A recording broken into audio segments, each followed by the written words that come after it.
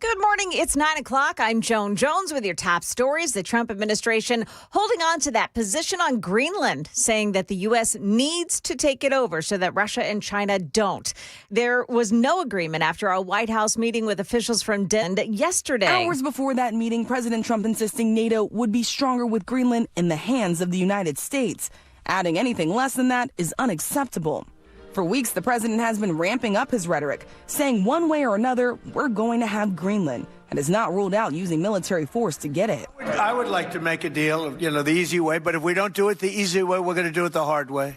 Denmark, a NATO ally, has made it clear they're happy to work with the United States to bolster security in the region. That's ABC's Rachel Scott. Meantime, NATO member nations, France, Germany, Sweden, and Norway have all deployed small numbers of troops to Greenland for what they call a joint military exercise in defiance of President Trump.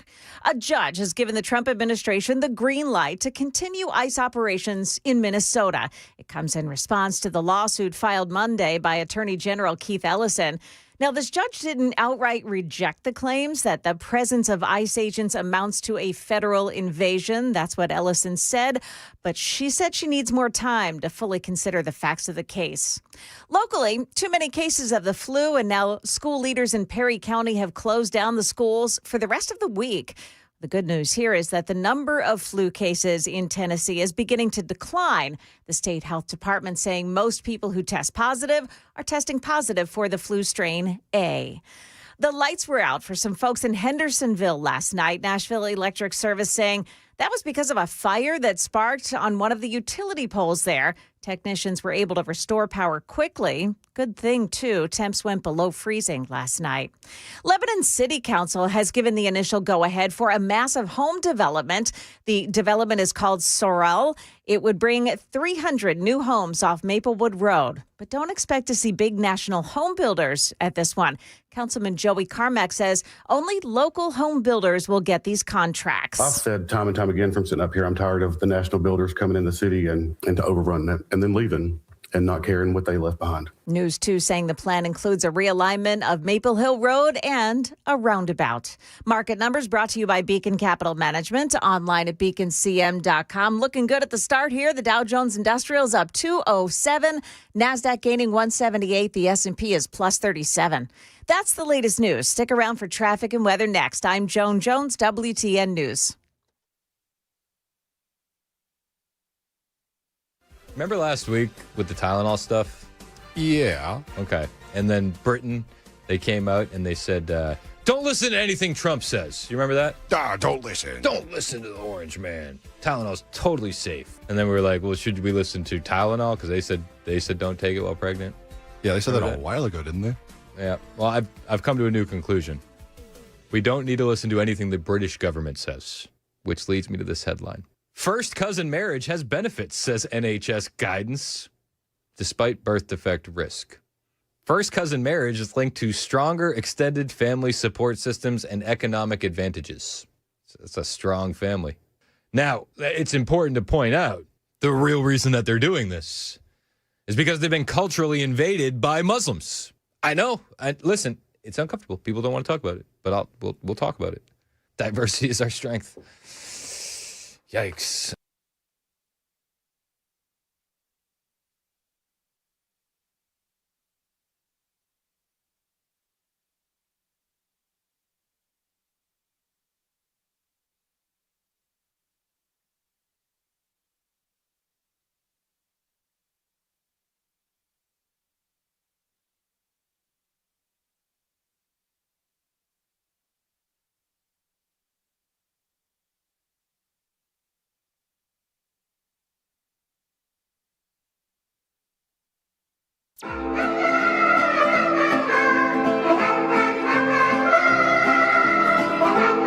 We need to build a wall, and it has to be built quickly.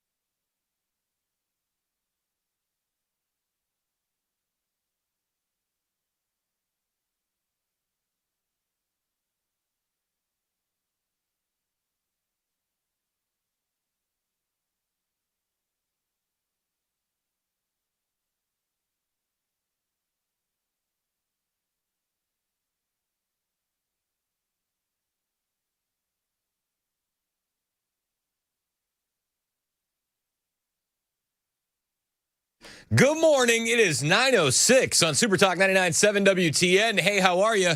My name's Chris Hand. Show's brought to you by Better Water LLC, and we appreciate you joining us however you're joining us. iHeartRadio, tune in, the FM dial. Shout out to you guys. If you're watching us on Super Talk TV, YouTube, Rumble, Facebook, Twitter, Twitch, hit like, hit subscribe, hit share. We got a lot to get to, my friends. Another shooting in Minneapolis, and Donald Trump is threatening the Insurrection Act after riots sparked off by it. It was a wild evening in Minneapolis. It seems to continue to get wilder and wilder out there. We were sitting down. I was doing my show prep last night, as I often do, and poor Virginia, my wife. I feel so bad for her and what she has to put up with. Because you know what she says, we're back and we're hanging out, and I'm scooting kids around all over the place, and finally we get in. I sit down. She says, "Hey, do you mind if I put on the Housewives?" I said, "Of course you can put on the Housewives. I'm just over here doing prep." She turns on the TV. CNN was on, and I see, another ICE shooting. I said, "I think Housewives just got canceled." I'm sorry. Bummer. I have to reclaim the territory of the TV, because we're like, what is going on in Minnesota? It was insane. ICE DHS put out a statement, and I'll read you the statement.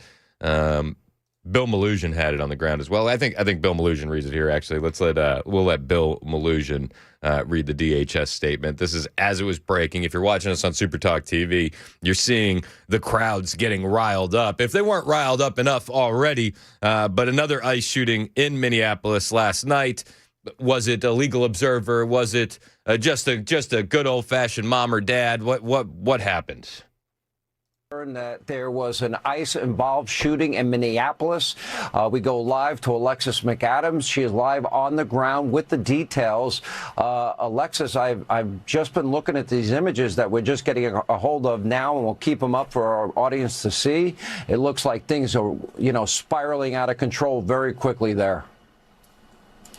Well, Sean, that's the thing, is it ebbs and flows. So 1 minute, there's a small protest at the federal building. The next minute, these people with whistles and an agenda show up to these different sites across the city. That's what DHS has been saying. What we know right now from our colleague Bill Malugin, who just got off the phone with his federal sources, Sean, is that a man who was a target of an ICE operation from Venezuela, who ICE says was in the country illegally, was a target in this operation here in Minnesota. So they go to the door. That's when they say this Venezuelan migrant held up a shovel, tried to assault one of their agents. And you can hear those chants there in the background as protesters show up. That's when they say use the shovel to try and assault the agent. Shots were fired. This Venezuelan teen, we're told, was shot in the leg, expected to be okay. Bill Malugin telling me there's actually a picture that a source texted him of this guy on a stretcher smiling, kind of giving a thumbs up as he's taken away to the hospital. So we'll get more on what's going on there at the scene. But it's become aggressive here, and I saw it today when I was on the ground with law enforcement here, with ICE agents here in Minnesota. It's something we've been keeping an eye on as it continues to grow. But it comes as the governor here, Tim Walz, who's also under investigation in this huge fraud scheme here, Sean, just told people, hey, these are just our neighbors, and if you see them getting arrested, take out your cell phone and record. We'll have more on the Tim Waltz audio that she was talking about in a little bit. Tim Waltz does feel like he's fanning the flames in Minneapolis. Maybe he just wants his wife, his dear sweet wife Gwen, to smell the burning tires one more time before they leave the governor's mansion. Maybe that's what they're going for. Homeland Security put out this statement at 6:50 p.m. Central. Federal law enforcement officers conducting a targeted traffic stop in Minneapolis of an illegal alien from Venezuela who was released into the country by Joe Biden in 2022. In an attempt to evade arrest, the subject fled the scene in his vehicle, crashed into a parked car, fled on foot.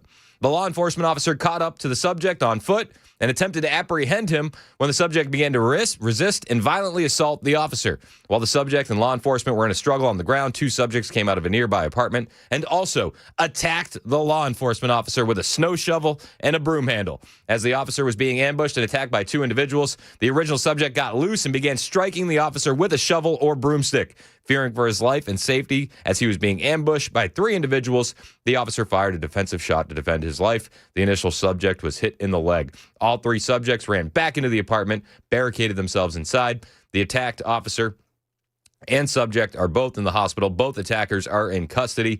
This attack on another brave member of law enforcement took place while Minnesota's top leaders, Governor Walz, Mayor Frey, are actively encouraging an organized resistance to ICE and federal law enforcement officers. Their hateful rhetoric and resistance against men and women who are simply trying to do their jobs must end. Federal law enforcement officers are facing a 1,300% increase in assaults against them as they put their lives on the line to arrest criminals and lawbreakers. It was a targeted enforcement. An illegal alien from Venezuela. Don't let the details get in the way. There were riots all night long because of it. Of course there were. The mostly peaceful Minnesotans, don't you know, that definitely weren't bussed in by George Soros. Stop asking questions. They were mostly peaceful as they bashed up a DHS truck and then mostly peacefully stole an FBI rifle and then mostly peacefully stole the ammo in that vehicle as well. If you're watching us on YouTube, I have the video of that because these knuckleheads were doing it in plain sight of the camera, so you can see it in the background, smashing up these vehicles. It's insane. Riots all night long. Where is the law enforcement presence? How can this be allowed to continue? Just a nice, mostly peaceful guy with face tats stealing firearms out of the back of federal vehicles. It's no big deal, right? No big deal. Donald Trump thinks it's a big deal. And in response to what he saw last night, Donald Trump is threatening the Insurrection Act, which I say go for it, bro. It's about time. You cannot let this get out of control the way we saw the Summer of Love get out of control. We cannot lose American cities the same way that we did after the overdose, the fentanyl overdose of George Floyd. Donald Trump on Truth Social just this morning. If the corrupt politicians of Minnesota don't obey the law and stop the professional agitators and insurrectionists from attacking the patriots of ICE, who are only trying to do their job, I will institute the Insurrection Act, which many presidents have done before me, and quickly put an end to the travesty that is taking place in that once great state. Thank you for your attention to this matter, President DJT. Let's go. It's been confirmed President Trump has 100% authority to invoke the Insurrection Act. And I think he should. Fox News was talking about it just a little while ago. Do you not agree that the Insurrection Act is the next step? 615-737-9986. He's got the authority to do it. Does he have the spine to pull the trigger on it? I think that's the question here. Hang on one second. I got audio from Fox News, but I also have riot footage playing in the background. And I don't know if you know anything about these rioters. They tend to have foul language. This is Fox News talking about the Insurrection Act this morning, or late last night, excuse me. It seems like what President Trump posted today about invoking the Insurrection Act seems to be the way this is going, and that's the way it will end. And just to invoke the Insurrection Act, he just has to make a determination that is impractical to enforce federal law because of the obstructionist activities. And I think that's apparent just by the reporting you just had. And you have people like Tim Walz, the irony of him saying they don't want chaos when he is seemingly doing everything he can to sow chaos, to cause division, to encourage people to subvert ICE in their mission. It's really shameful, but I think we're going down the road of the Insurrection Act because Governor Walz is not going to step up to his responsibility and get his streets safe so ICE can do their job. And remember, ICE is enacting the laws passed by Congress. They're just enforcing the laws on the books. I know everybody's very upset about it, up to and including the governor of the state. He's absolutely fanning the flames of the agitators and the rioters. And he said some wild things last night during his big address. I couldn't even wrap my head around these statements from Tim Walz. The egregious lies from the governor of Minnesota, don't you know? Listen to this. Federal government is raining down upon our communities. 2,000 to 3,000 armed agents of the federal government have been deployed to Minnesota. Armed, masked, undertrained ICE agents are going door to door, ordering people to point out where their neighbors of color live. Are you kidding me? Are you serious? Now, if you look at just the list of who's been arrested by ICE in Minnesota, I mean, all the leftist narratives go out the window. They told us originally, they're targeting the Somali community, but you look at the list and it's like, no, it's not just Somalis.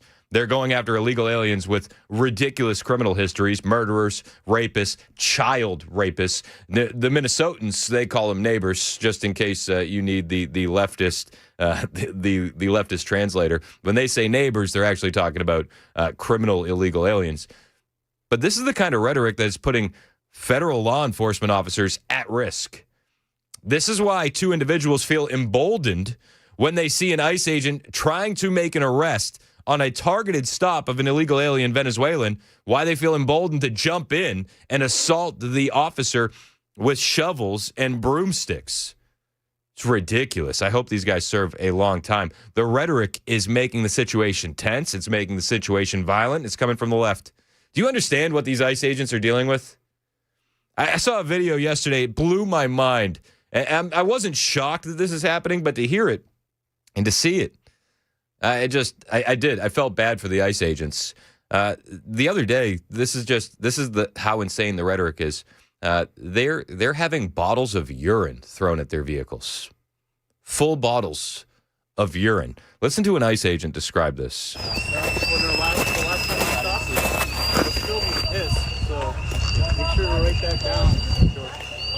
You said someone threw a bottle full of piss at you? Is that what? Yeah.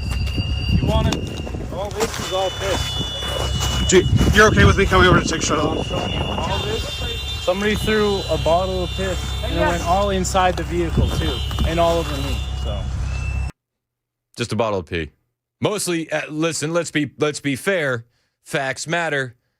Mostly peaceful urine. It's just to let you know, it's the most peaceful bodily fluid to throw at someone. So nothing to see here. But it's the rhetoric from the left. It's the rhetoric from Tim Walz. These guys feel emboldened. And Tim Walz took it a step further. He's like, if you see these ICE agents, go get up in their face. He's actively encouraging the impeding. He's actively encouraging the obstruction. And he did so last night during his big old address. Tonight, I want to share another way you can help. Witness. Help us establish a record of exactly what's happening in our communities. You have an absolute right to peacefully film ICE agents as they conduct these activities. So carry your phone with you at all times. And if you see these ICE agents in your neighborhood, take out that phone and hit record. Help us create a database of the atrocities against Minnesotans, not just to establish a record for posterity, but to bank evidence for future prosecution. Ah, yes, because the ICE agents are obviously evil, Nazi, bigot, criminals, and the Gestapo, right? So we have to get pictures of their face so that way we can hold them accountable later during the leftist Nuremberg-style trials, right? Because these are Nazis. Got it. Deputy Attorney General Todd Blanche not exactly impressed with the rhetoric coming out of the left after we see another shooting last night, the riots that then followed, the absolute destruction of federal vehicles, the stealing of firearms and ammo. Todd Blanche on X from his official Deputy Attorney General account saying ICE operates in thousands of counties without incident. Men and women doing their jobs, protecting us from criminal aliens. Minnesota insurrection is a direct result of a failed governor, a terrible mayor, encouraging violence against law enforcement, and it is disgusting. Waltz and Frey, I'm focused on stopping you, all caps, from your terrorism by whatever means necessary. This is not a threat. It's a promise. Holy cow. It's getting heated in Minnesota. Both sides are sick of it, and we're going to see a face-off. But we're seeing what ICE is facing every day. 1,300% increase in assaults. Yet it only seems to really get bad in these blue cities. They'll point the finger, well, why aren't you surging Texas? Why aren't you surging Florida? Well, they're actually cooperating with federal law enforcement, so the surge is unnecessary. The surge is on in Minnesota. It's not just ICE agents who are feeling the pressure. Wait until you hear what happened to Dr. Oz when he touched down in Minnesota. It's crazy, man. It's not just the ICE agents. It's anyone who is associated with the Trump administration, even a tiny bit. Dr. Oz. Why would you be mad at Dr. Oz? I'll tell you on the way. 9:21. This is Super Talk 99.7 WTN.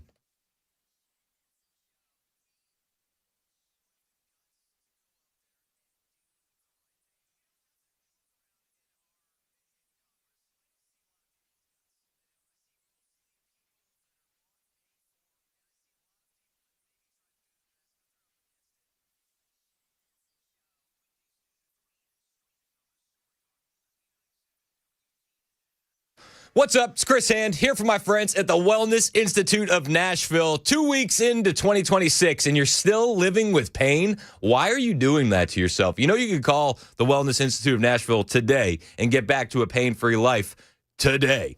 If you're dealing with back pain, neck pain, sciatica, herniated or bulging discs, knee pain, numbness in your arms or legs, you need to talk to my friends, Dr. Mitchell and Dr. Ashley at the Wellness Institute. They're the first and only office in Tennessee with a brand new machine called the HydroWave. This is going to stimulate stem cells for real cellular healing. No surgery, no needles, no opioids. You pair that with a non-surgical spinal and knee decompression, and it doesn't get more advanced than this. They're going to use anti-gravity machines, robotic lasers, you name it, and they're going to get you fixed up. They'll even review your MRI and help you understand it and how to fix it. Start a pain-free life. It is possible with the Wellness Institute of Nashville. 615-246-5009, 615-246-5009, or find them online, painisbad.com.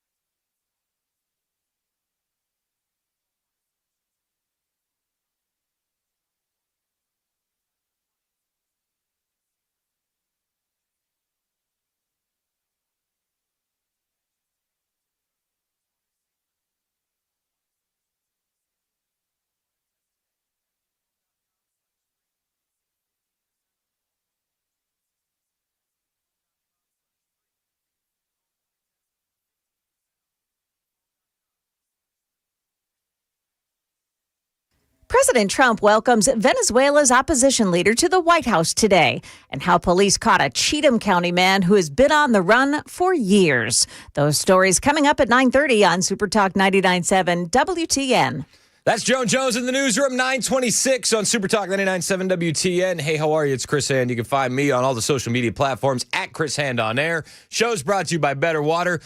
Tim Waltz wants you, if you're in Minnesota, don't you know, to pull out your cell phone and record and document all the evidence of the atrocities being committed by ICE. I wonder if he also wants the video and the evidence last night as they were destroying federal vehicles and stealing weapons, which are probably fully automatic, as a few of the super texters pointed out. Do you think that he's requesting the cell phone footage from last night?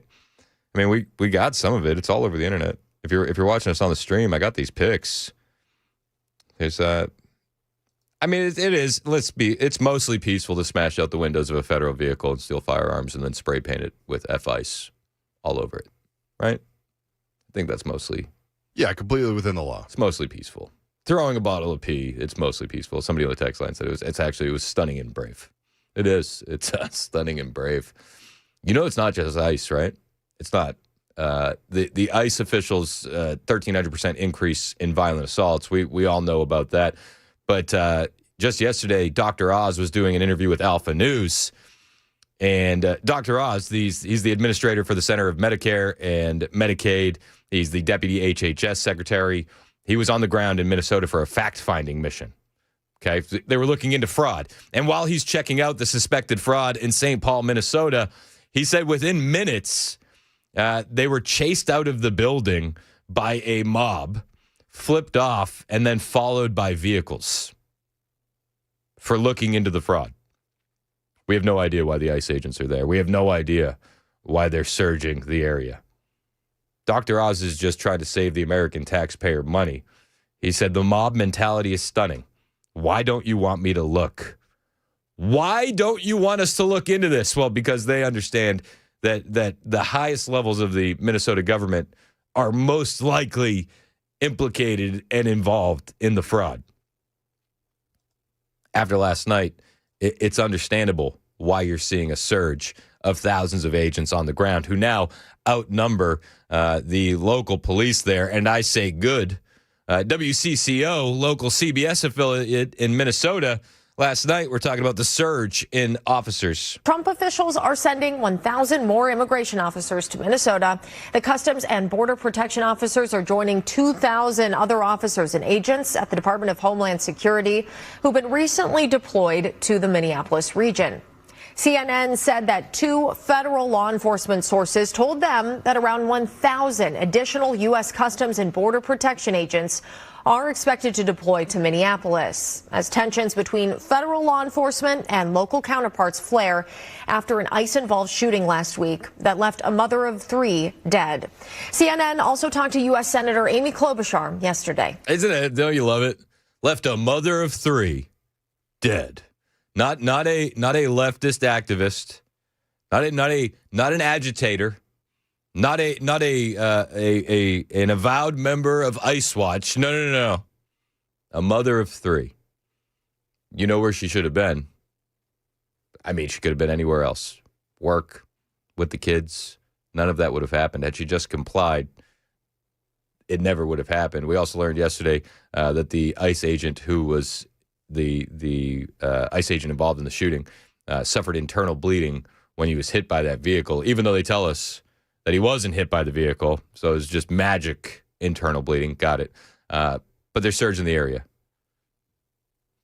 They're surging, and they need to. That Insurrection Act is needed.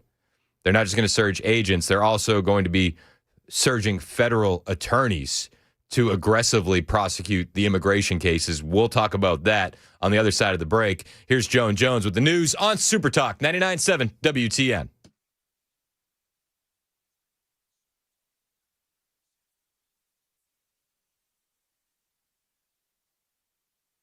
I'm Joan Jones with your top stories. Venezuela is on the agenda for President Trump today.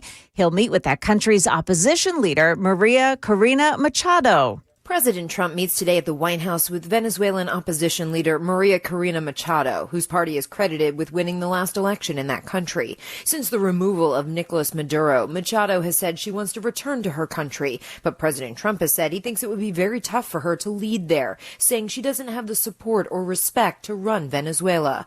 President Trump spoke Wednesday with Venezuela's acting president, Delcy Rodriguez, who has deep ties to the Maduro regime. He told Reuters Rodriguez has been, quote, very good to deal with. Karen Travers, ABC News, the White House. The FBI has raided the home of a Washington Post reporter.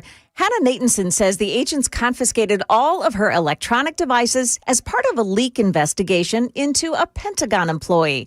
ABC's Stephen Portnoy reports that employee apparently leaked some information that appeared in a story that she published. Hannah Natanson described how she received information that employees were not supposed to share, with one staffer from the Justice Department telling her, quote, I never thought I'd be leaking info like this, but I've always felt a sense of duty to do what's right for the country and the citizens. And she quoted a Defense Department worker who said, I understand the risks, but getting the truth and facts out is so much more important. That story that appeared in the Washington Post was about how Venezuelan leader Nicolas Maduro was reaching out to Russia, China, and Iran to boost his country's military capabilities. A Cheatham County man who's been on the run from police for a year is back behind bars today. 34-year-old Cody Waller was arrested in 2021 for aggravated child abuse and neglect. He was out on bond when he disappeared. Police reporting Waller was picked up in Tallahassee at a bus station. He was holding onto a bus ticket for Las Vegas in his hands. That's the latest news. Weather's next. I'm Joan Jones, WTN News.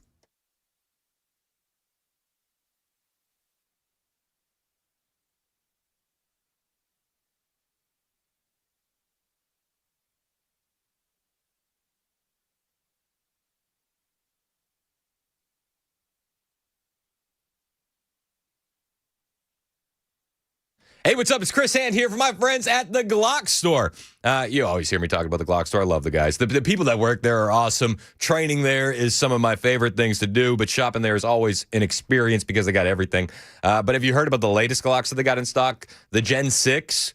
These are the ones with the new optic system, the RTF6 texturing, the enlarged beaver tail, that flat face trigger, the trigger guard undercut, the integrated thumb rest, a.k.a. the gas pedal. I could spend all day talking about the new Gen 6 Glocks, but they're the most refined and the most refined stock Glocks ever produced. Of course, the Glock Store has them, but they're already out the door. You see, they got their first shipment of the G17s, the G19s, the 45s, and they were gone before they got here because you can pre-order these Glocks down at the Glock Store. Go down there, try them out, and if you like what you see, feel, shoot, well, then put your pre-order in.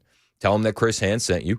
And when you pick up that new Glock, when it becomes available for you, you'll get a free magazine just for listening to the Chris Hand Show. That's right. Pre-order your Glock at the Glock Store, the Gen 6. Tell them that you heard about it on the Chris Hand Show. Get a free magazine, an extra one, when you pick it up. This is a limited time offer only from the Glock Store, minutes from the airport, worth the drive from anywhere, and always open online, glockstore.com.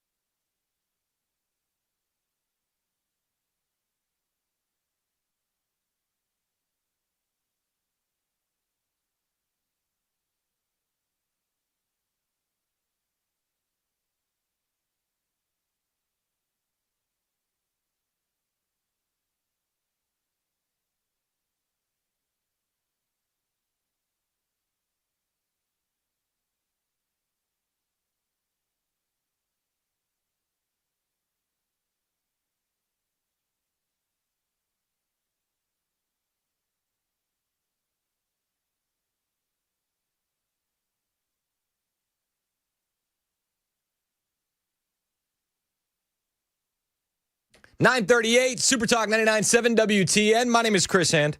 Show's brought to you by Better Water LLC, water filtration systems, water softeners, betterwater.com.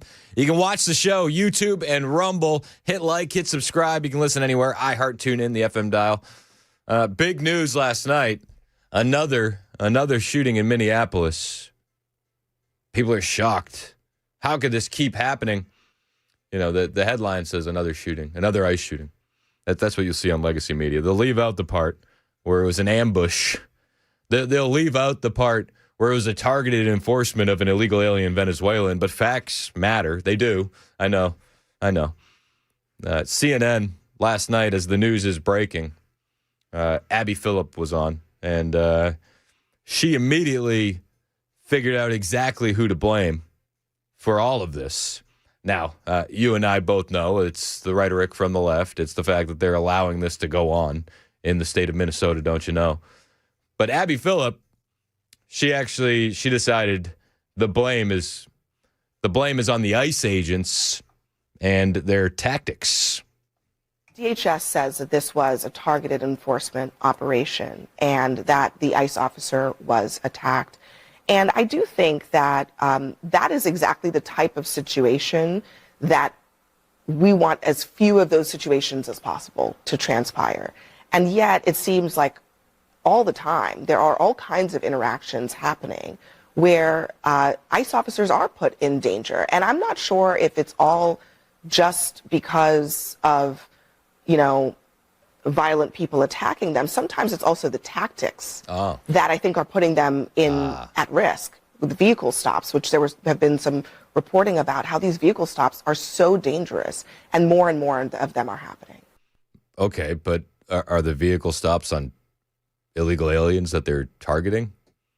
Wouldn't that mean that the person that they're stopping is very dangerous? It's the tactics of ICE, right? It has nothing to do with the rhetoric of the left, with the fact that they feel like they can get away with all of this in Minnesota. Come on, stop.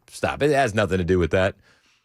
ICE is surging thousands of agents to the area. They're also going to be surging federal attorneys to prosecute these immigration cases that they're finding in Minnesota as quickly as humanly possible. And I say, good, get them out of there and get them out of there fast. Fox News reported this yesterday. The Trump administration is sending fresh federal prosecutors into Minneapolis, and that those federal attorneys are going to actively and perhaps aggressively prosecute immigration cases under the Trump agenda. I mean, I'm a huge fan of this. Let's speed up the process, though I do feel like the agents to keep our ICE agents safe, that surge is far more important because we understand what's going on in Minnesota. But they don't send them to Texas. They don't send them to Florida. Why? What's going on here? It's because there's zero violence in those areas. Greg Bovino commented on this yesterday. Border Patrol Commander Greg Bovino. That's been a major talking point from the left. You're only surging Minnesota. But there's more illegal aliens in Texas and Florida. There's more illegal aliens in these red states. That's what you're hearing. Mayor Jacob Frey said the exact same thing on Fox News yesterday. Okay, well, why is it? Why are you surging more agents to Minnesota? Back in the 90s and early 2000s, we worked together. And that was from the president all the way down to those state and local law enforcement agencies. We worked together. It was almost a coalition to keep communities safe. I could rely on a state and local agency to advise me or notify me if there was a criminal, illegal alien anywhere in their jurisdiction. That was anywhere, anytime. Contrast that, Will, with what's happening now, say here in Minneapolis, is we have to go out there and find those individuals ourselves, because that cooperation in those sanctuary jurisdictions, which President Trump and Secretary Yanome have outlined time and time again, those sanctuary jurisdictions refuse to do that. The contrast is absolutely amazing. And also, Will, take a look at those jurisdictions that do cooperate with us, i.e. Louisiana. We always go back to Louisiana. We just got back from Louisiana.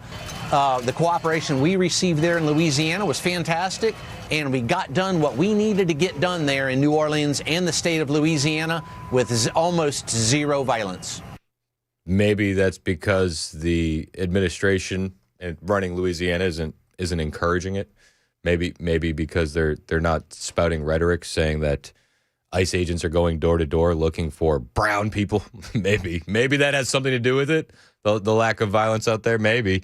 Tom Homan also doubling down and attacking that narrative. President Trump made us promise to American people we're going to find these criminals and make America safe again. So if they don't let us in a jail, we're going to go in the community. And the difference is, in places that's not a sanctuary, one agent can walk into a jail and arrest one criminal illegal alien.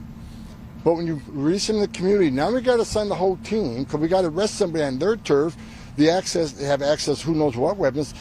It makes it dangerous for the officer, makes it dangerous for the alien, and certainly makes it dangerous for the community. So if Minneapolis wants to help, like I saw Mayor Frey do an interview this morning, let us in your damn jail. What's the downside of letting a federal law enforcement officer with the immigration authority talk to an illegal alien that you already locked up and put in a jail cell? It's ridiculous that they're pushing back on that. I mean, the only downside is that the radical leftist supporters, voters of the people like Tim Walz or Jacob Frey will call them bootlickers for working with the federal authorities. Have you seen everybody's yelling bootlickers? I saw that so much last night after the Minneapolis shooting of the illegal alien Venezuelan. Everybody's yelling bootlicker. It's like, okay, let's just leave. Let's leave the criminal illegal aliens in the city then. Let's just ignore the rapists, the child rapists, the murderers. You guys have fun and enjoy. What is the downside of allowing these people into the jails? There's none. There is none. Should have been happening a long time ago. Declare the Insurrection Act. Seriously. The Trump administration isn't going to slow down, and they're focused on so many different areas. We talked about Dr. Oz. He's down on the ground in St. Paul, Minnesota, where he's looking into the Medicaid, the Medicare fraud. He's getting chased out. We talk about the ramp up in enforcements with ICE agents, right? We talked about the attorneys. One of the other areas that they're focusing on is the Minneapolis-St. Paul airport. Listen to this. Enforcement at MSP Airport. That's according to an airport employee who told us agents will spend the next 3 weeks there. Fox 9's Mike Manzoni is live at MSP tonight. And Mike, the airport, however, not confirming this to us. No, but Randy, it does say that federal regulations do give ICE agents and other federal agents broad access to the property here. The airport worker who told us about the plans says that agents plan to check and verify documents for both travelers as well as customers and employees, that kind of thing, and that they also plan on being in the jet bridges. Federal law requires green card holders to carry their card at all times. If you are a U.S. citizen, you do not have to hand over any documentation. But if you want to, any state driver's license or ID is proof of legal status. Enhanced IDs and passports are proof of U.S. citizenship. We spoke with an immigration attorney who says whether you want to show your documents is ultimately up to you. It may be easier to present your documentation showing that you have lawful status in the United States or showing that you're a citizen to avoid being placed in detention erroneously if you do have lawful status in the country. And we reached out to ICE for comment but have not heard back. I love that they're going after the airport. I don't know if you remember this, but just a couple of years ago, we had AmFest. It was 2023. So we're still in the Biden administration. And at that time, illegal aliens were allowed to fly with no IDs. They actually had separate lines. And it was wild at Phoenix Sky Harbor Airport in Arizona because there was just so many illegal aliens at the airport. So many. They would have tickets that say no name given. There were just, the place was flooded. I do think that this is a good spot for them to look, and maybe they'll find suitcases full of cash because we know that that's been happening to the tune of millions of dollars. I'm a huge fan of this, and I hope things like this continue. We need to be everywhere. Everywhere. Flood the zone. The liberals are very upset. While they take the murderers off the street, while they take the gang members off the street, while they take the rapists and the child rapists off the street, the liberals very upset. I saw one video last night. I don't know if you saw this. This may be the most epic liberal crash out of all time. She was very upset that ICE agents were in her community taking illegal aliens into custody. Listen to this woman. She's losing her mind. And there's an ICE agent just standing there looking at her, just watching. And as she continues to crash out, the ICE agents continue to do their job. And at the end, the only thing the ICE agent says is he goes, "Thanks for calling the ICE hotline." And then he gets in his car and leaves. Let's listen to this. What is your name? Sir, tell me your name. This is unacceptable. Okay. Absolutely unacceptable. You should all be ashamed of yourselves.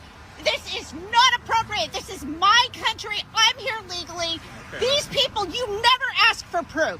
You are a bad, evil person.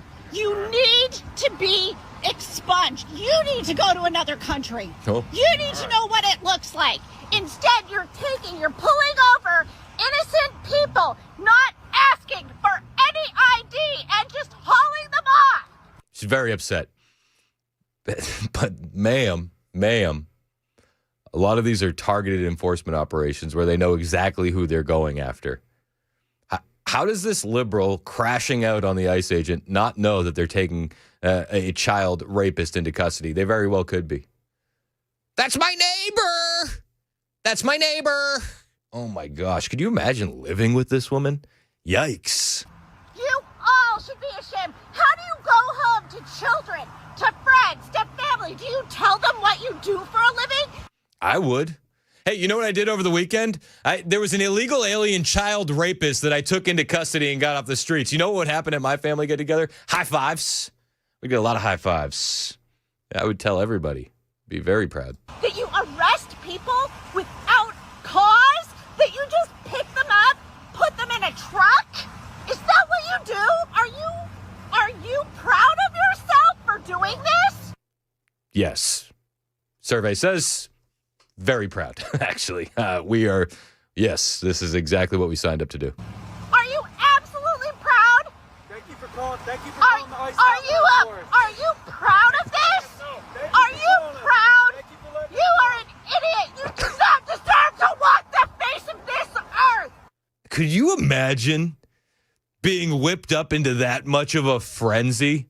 These poor guys, just the patience of saints to allow this woman to just shriek at them.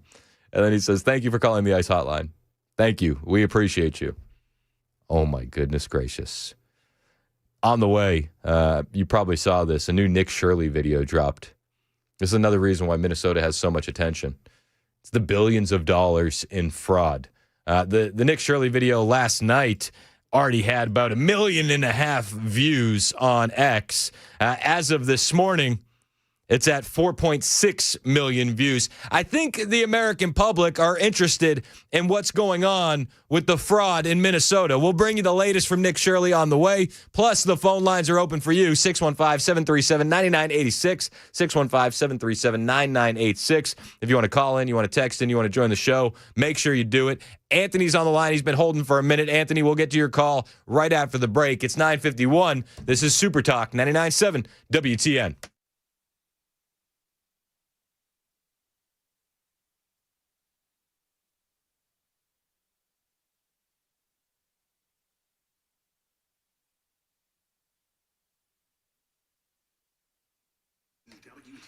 What's up? It's Chris Hand here for Better Water LLC. Love these guys. 55 years in the game, cleaning up water in Middle Tennessee. Their employees are the best. You know, the average employee at Better Water LLC has been there for 17 years. I've met the entire team over there, and they are the nicest people. They literally just want to clean up your water. They'll test your water for free. If you mention the Chris Hand Show when you give them a call, they'll come out. They'll tell you if there's good water coming out of your tap, and they'll tell you if there's some junk coming out of your tap. You could have some nasty stuff in there. Iron, sulfur, chlorine, bacteria, even E. coli. Ugh.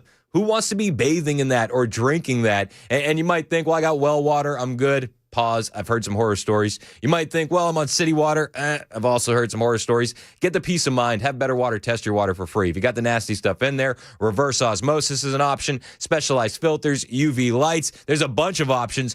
Better Water can walk you through all of them. Local company based out of Smyrna, already treating the water at the local hospitals around town. You've probably already tasted their work. Call them today, 615-355-6063. That's 615-355-6063. Or find them online, betterwater.com.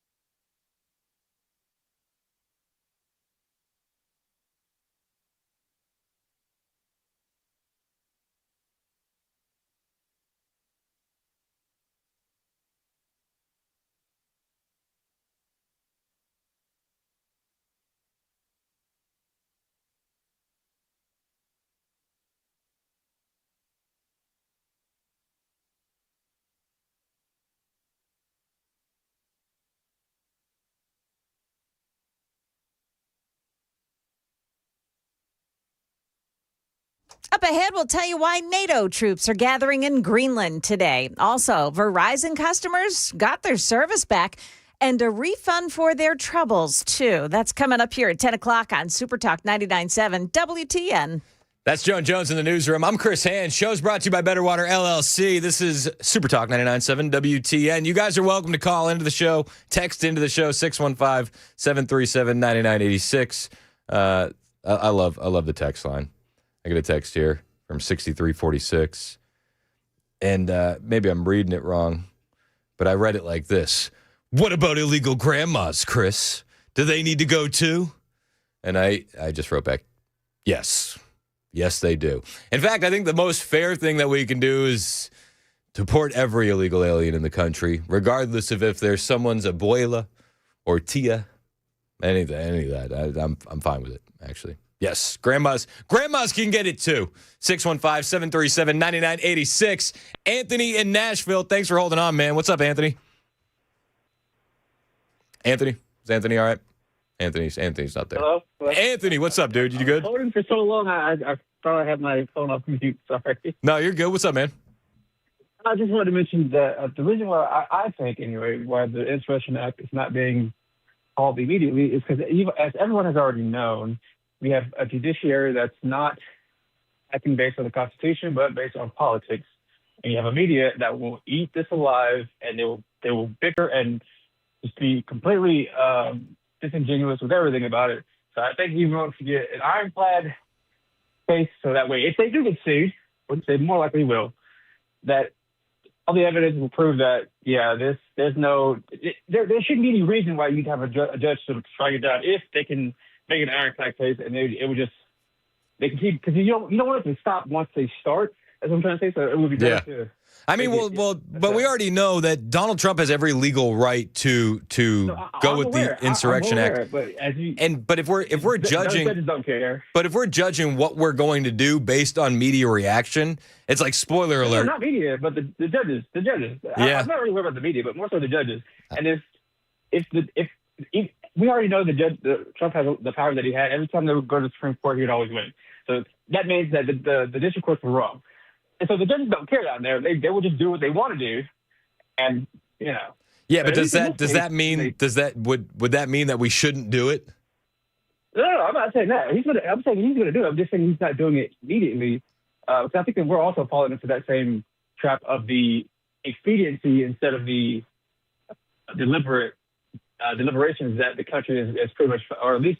Yeah, no, I get what you're saying there, and I appreciate the call. It's like we want it on our timeline, not the administration's timeline, and maybe they're waiting for a couple things. Though last night, when you see rioters dismantling a federal vehicle and stealing firearms out the back of it, it's hard to argue that it's not time for the Insurrection Act. If you're just joining us, it was earlier this morning. Donald Trump on Truth Social, if the corrupt politicians of Minnesota don't obey the law and stop the professional agitators and insurrectionists from attacking the patriots of ICE who are only trying to do their job, I will institute the Insurrection Act, which many presidents have done before me, and quickly put an end to the travesty that is taking place in that once great state. Thank you for your attention to this matter. I wish he would. I wish he'd declare it today. I hope he does it during my show. Wouldn't that be awesome? It'd be awesome. Maybe. It'd be based. 10:01. Super Talk. 99.7 WTN.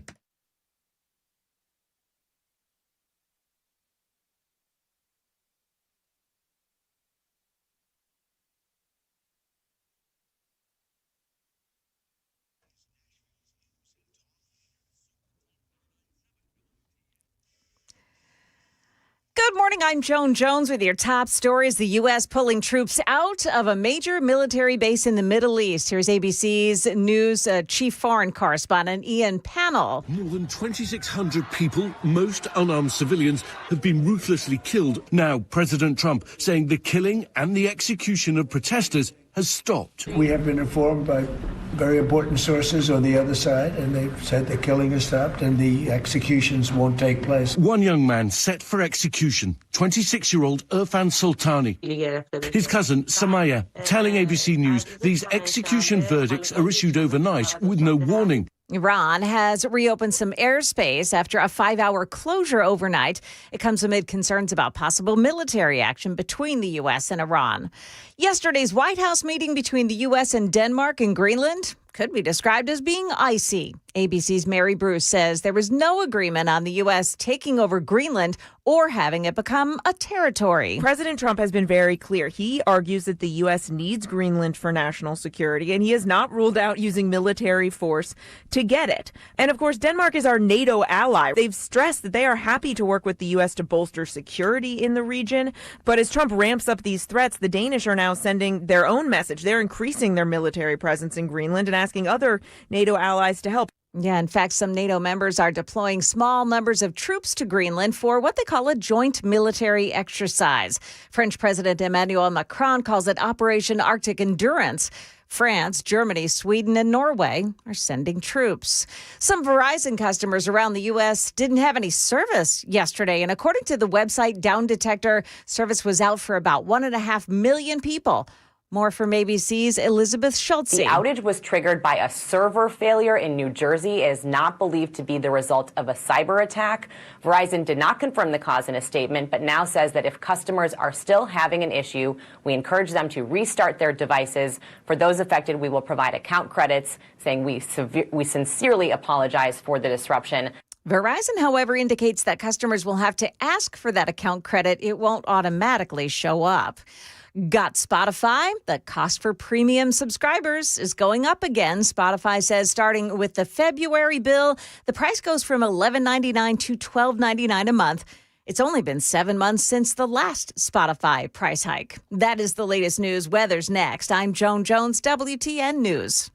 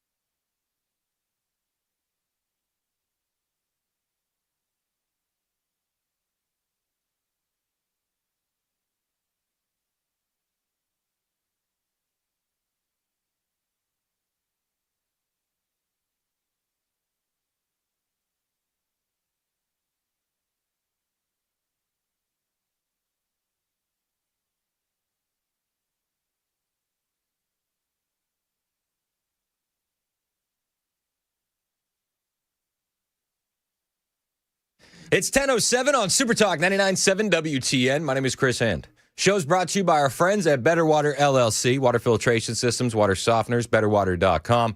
We've been talking about what's happening in Minnesota, what happened overnight, riots, as there was another shooting completely justified, mind you, as an ICE agent was ambushed. He was trying to make an arrest on an illegal alien, targeted stop, Venezuelan. And as he's doing so, the illegal alien flees in a car, crashes the car, flees on foot. The ICE agent catches up with him. Tussle ensues. Two bystanders see the ICE agent engaged in that tussle with the illegal alien and say, you know what? Something's got to be done. And they pick up a shovel and a broom handle, and they start assaulting the ICE agent. So now you got 3-on-1. And it seems like, according to the reporting, that they got the upper hand. And then the illegal alien got his hands on a shovel and started assaulting the ICE agent, at which point shots rang out, illegal alien shot in the leg. Those three individuals ran inside an apartment building, barricaded themselves in to no avail. They were all taken into custody. But after that, riots ensued. We got a lot to talk about when it comes to Minneapolis. A lot of people are pointing to the Insurrection Act. Donald Trump has mentioned it this morning. Kristi Noem also confirming that she has spoken with the president about the Insurrection Act. And we're gonna play you the comments from Kristi Noem on the way. But I also think it's important to zoom out and realize that the immigration enforcement isn't just focused in Minnesota. It's everywhere. And it affects people right here in Middle Tennessee as well. We got Nick in the borough who called in, and he's got his own issues going on when it comes to immigration and enforcement. What's up, Nick? How are you? I'm good. How are you this morning? I'm good, man. Tell me about your situation and what's going on with you. I met a woman about 3 years ago, and she was from Venezuela. She came here on an airplane and under legal pretenses under the first Trump administration, and she was TPS status and got canceled. We filed for her for her status change last February, and we got all the way up to about 3 days to our in-person visit for her status change, and the processing was stopped. So and was it stopped because the Trump administration canceled temporary protected status? She was the last round of TPS that was canceled. Okay.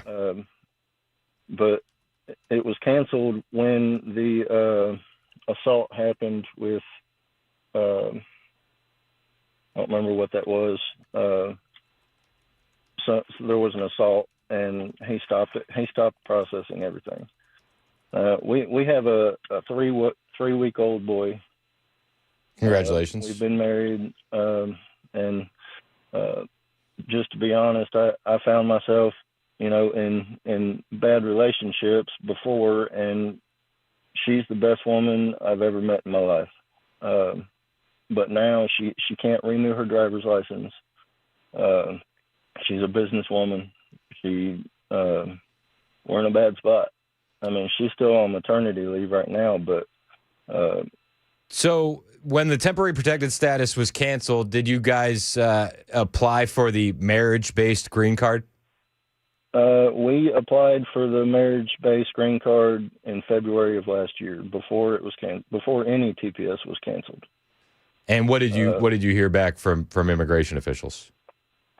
That, like I said, 3 days before our in-person visit, which can take up to 30 months, and we heard back pretty quick.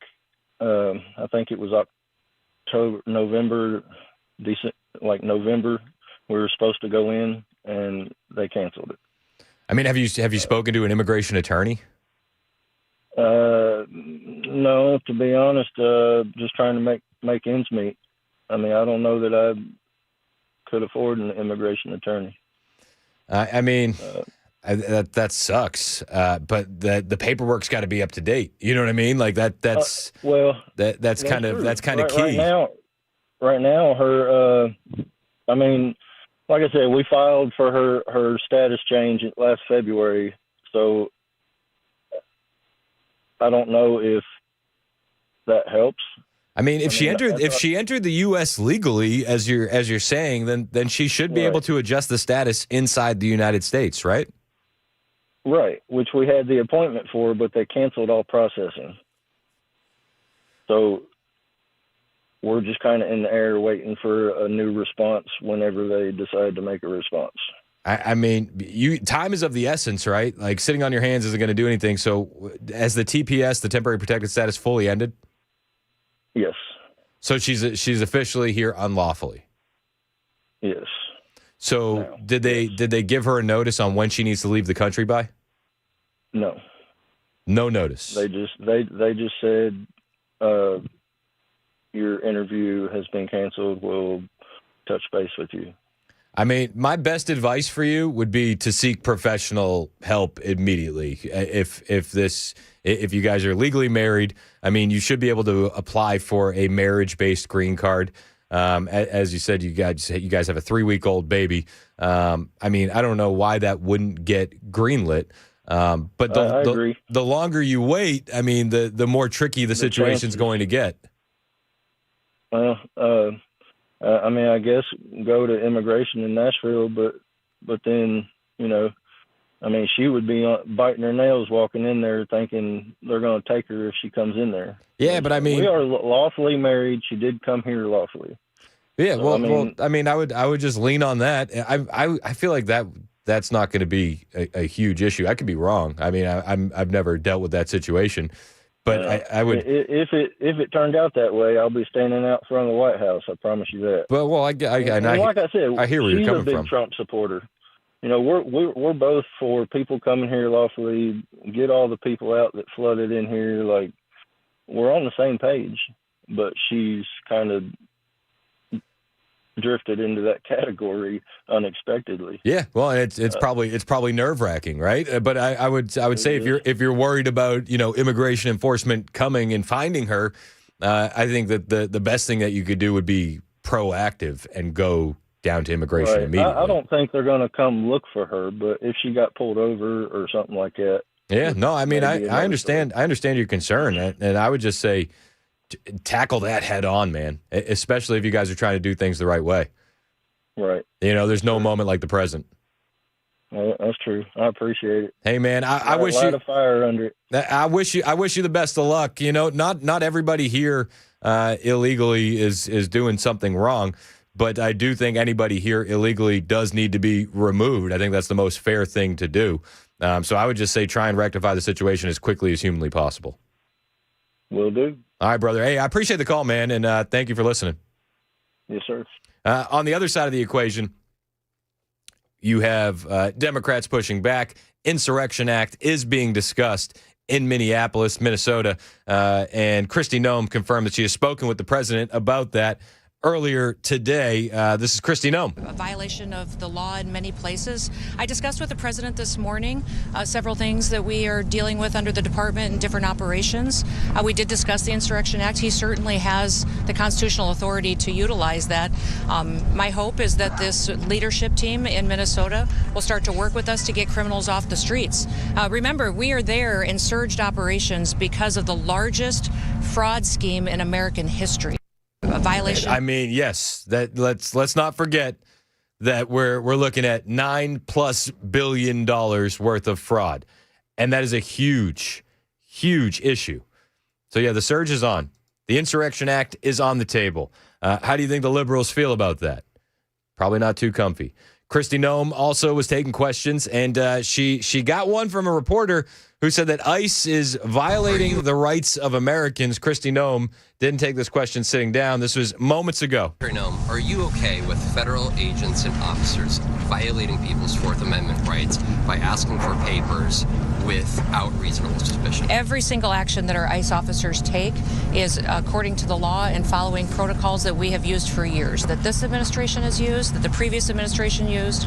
They are doing everything correctly, and over again in litigation in the courts, we've proven that they've done the right thing. Why is it within their right to do that? Why is I mean, she's not going to take this. No, ICE isn't out there violating rights. They're following the law. They're doing things by the book. As much as Tim Walz would like to say, they're going door to door looking for brown folk, and they're trying to make their neighbors turn on the brown people. No. And again, the shooting that took place last night was a targeted enforcement. They knew who they were looking for. They knew who they were going after. It was an illegal alien Venezuelan. It wasn't a surprise. They didn't happen upon him. They knew what they were looking for. Another member of the press asked Kristi Noem if they would be pulling out of Minnesota anytime soon. Kristi Noem said, "Are you serious? Is that even a real question?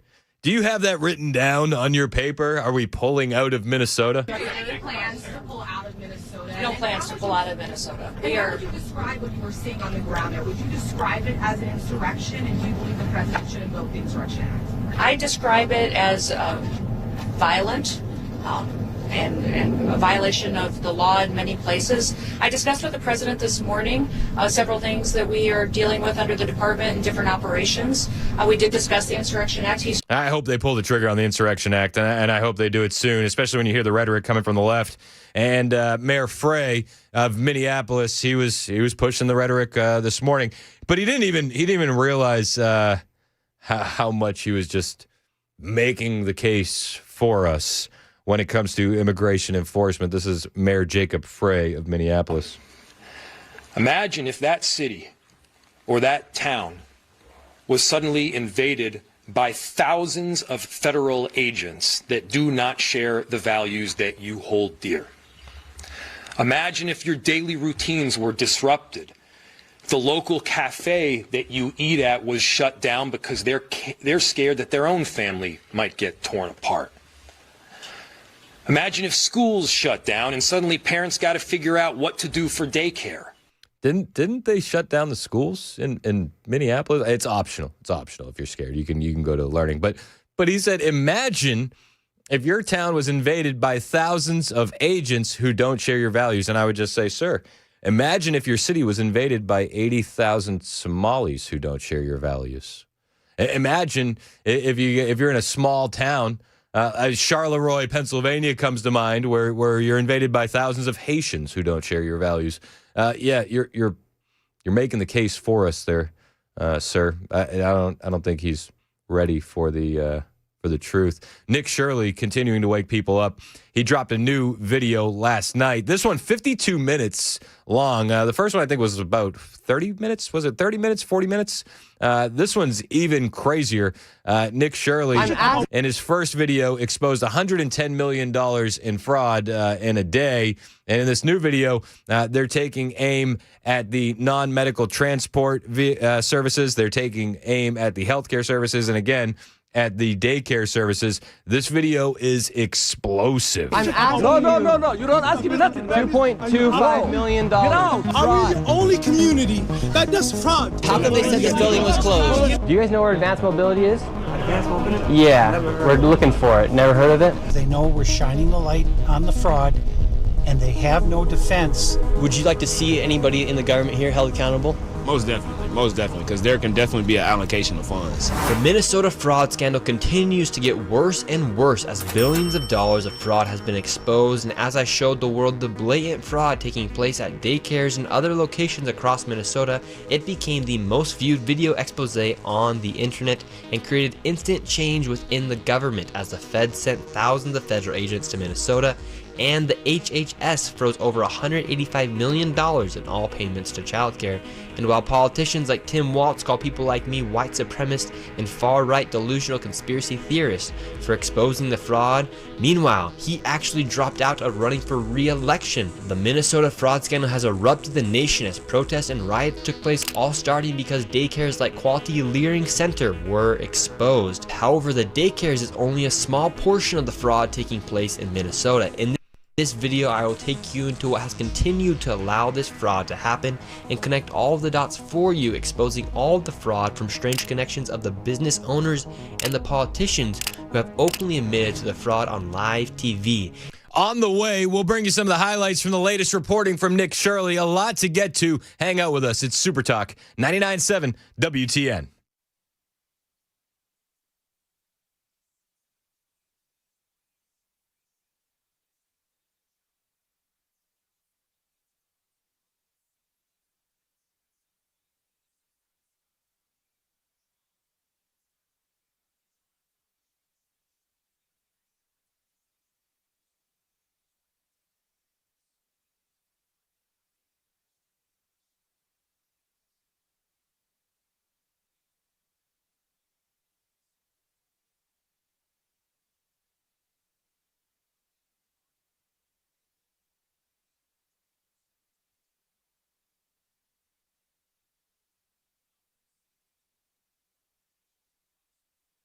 Hey, this is Pastor Al, and join us on Super Talk 99.7, Sunday evenings from 7 to 8. We're going to look at the news from a biblical perspective.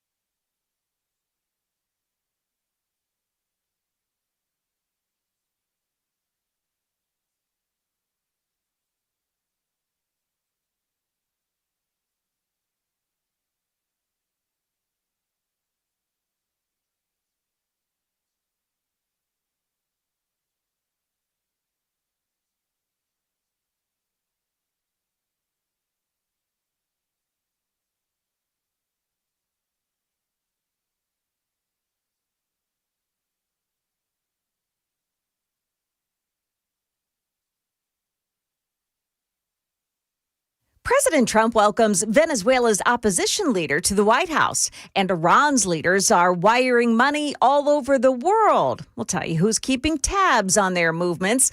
That and more at 10:30 on Super Talk 99.7 WTN. That's Joan Jones in the newsroom, 1026 on Super Talk 99.7 WTN. Hey, how are you? I'm Chris Hand. Show is brought to you by Better Water LLC. Water filtration systems, water softeners, betterwater.com. You can watch us you watch us on YouTube and Rumble. You listen on iHeart and tune in. But YouTube and Rumble's jumping, man. Shout out to the YouTube chat. It's the most unhinged conversation that you can have during the day is over there with our friends on YouTube. We love those guys. I mean, they're always there. Huge fans.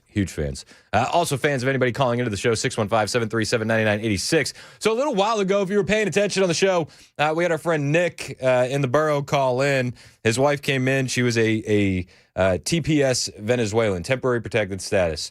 She was one of the last wave of Venezuelans to have that canceled. And he was asking, what do I do? And I said, man, you got to attack that head on. Get yourself an immigration lawyer. Or go talk to somebody. I mean, I don't have a lot of great answers for you, if I'm being honest. Super text line stepped up. And Nick, if you're still listening, a lot of people are recommending Mario Ramos, who's an immigration attorney. Our friend Rooster said that he is also married to an immigrant.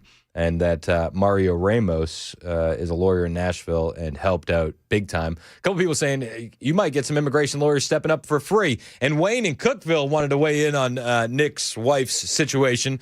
So we got Wayne on now. What's up, Wayne? How are you, man? Hello there. What you got, brother? A few months ago, a caller called in and was in the same situation. And they just went to immigration and talked to them.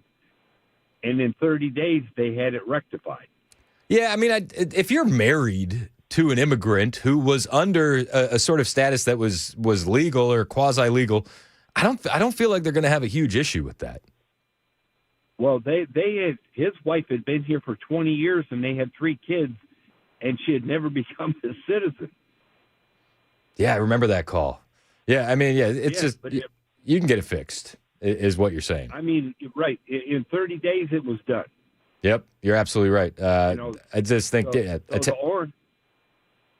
orange man isn't all bad. No, absolutely not. I mean, there's situations where everybody can understand exactly why you're going through what you're going through. Thanks for the call, Wayne. I appreciate it. Jason in Milton, he's got an issue over there in Wilson County. This is away from the immigration conversation, but Jason had hit me up on social media last night and said, hey, can I call into the show? And I said, absolutely, man. So Jason in Wilson County, what's up, dude? How are you? I'm doing great. How are you doing today? I'm good. Tell me what is bothering you in Wilson County today. Okay. What's bothering me is just a little history behind it briefly. In 2021, our state legislature passed a law that allowed for local races to become partisan, that each party could run their own primaries or hold their own primaries. So in 2022, the Wilson County Republican Party decided to run primary elections for county offices. County mayor, county commissioner, school board, a lot of other local or county offices. Okay. And in 2024, Zone 5 for our school board was on the ballot. And so the sitting member is a longtime board member, board chair, and a lifelong Democrat. He decided not to seek re-election. Personally, no one's told me this. I personally believe that he just knew he could not win as a Democrat, so retirement was a better alternative. So the Republican won the seat with 1,143 votes, and a Democrat ran and got 399 votes. So overwhelmingly, a Republican was elected by the voters in that school board zone. Okay. The one who won, he had to resign. He had some legal issues. I'm sure I've heard y'all talk about it, so I'm sure you're familiar with it. I don't know the man. I have no idea what happened. I have no idea what will come of it. I've never met him, never even seen him in person. I've just seen his picture, so I have no idea what's going on there. So put that to the side. So what? Yeah, that brings us to where we are right now. And so what's the issue today?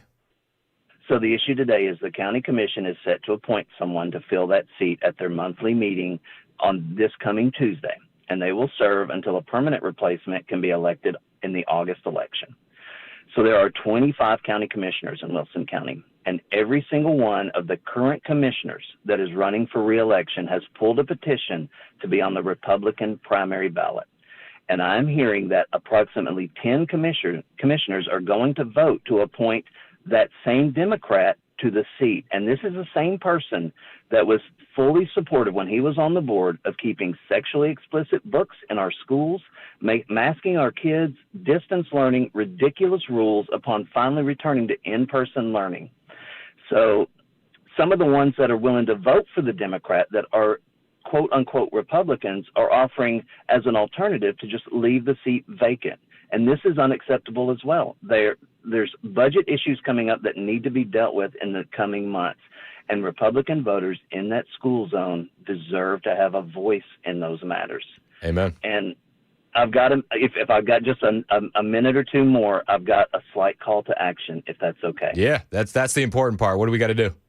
Okay, so anyone who lives in Wilson County, they can contact their commissioner by going to wilsoncountytn.gov.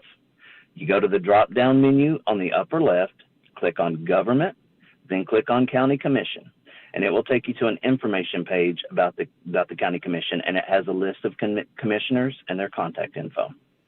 And so I say please be respectful and courteous as treat them with the utmost respect because they are just people too. Yep. And sometimes people make mistakes. But let them know that you want a Republican to be appointed to represent the overwhelming majority of voters in that zone.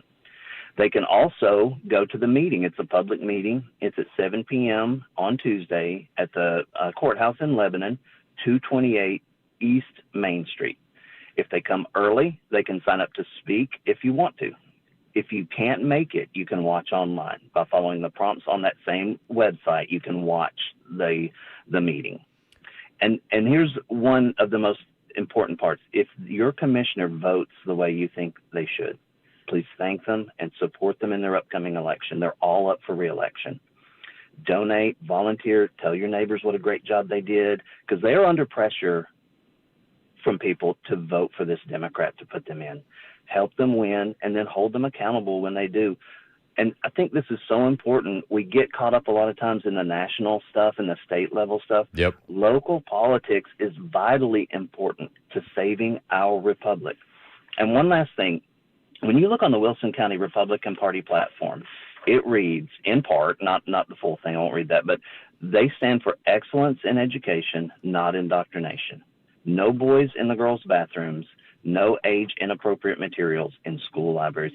So if you're running as a Republican, by extension, you stand on these values, you agree with these values, and no one running as a Republican for county commission or any other future office should be pushing for or considering the appointment of a Democrat to fill this seat. Amen. Hey, Jason, I appreciate the info. We're kind of up against it, but will you call back in Tuesday and give us a reminder about the meeting in Wilson County? I will. Can I give a plug to Better Water? Yeah, give a plug to Better Water, bud. All right, I'm a contractor. I remodeled a home. They had terrible well water. It had all this stuff in it. The frogs were totally acting inappropriate. Better Water came out. They gave them a great price. The guys were great. The salesman was great. The workers were great. They did a fantastic job, and everything's cool. The frogs are okay now. I love it. We got to look out for the frogs. Appreciate the call, Jason. That's right. It's 10:34 on Super Talk. On the way, we will bring you the highlights of the new reporting from Nick Shirley on the ground in Minneapolis, Minnesota. This is Super Talk.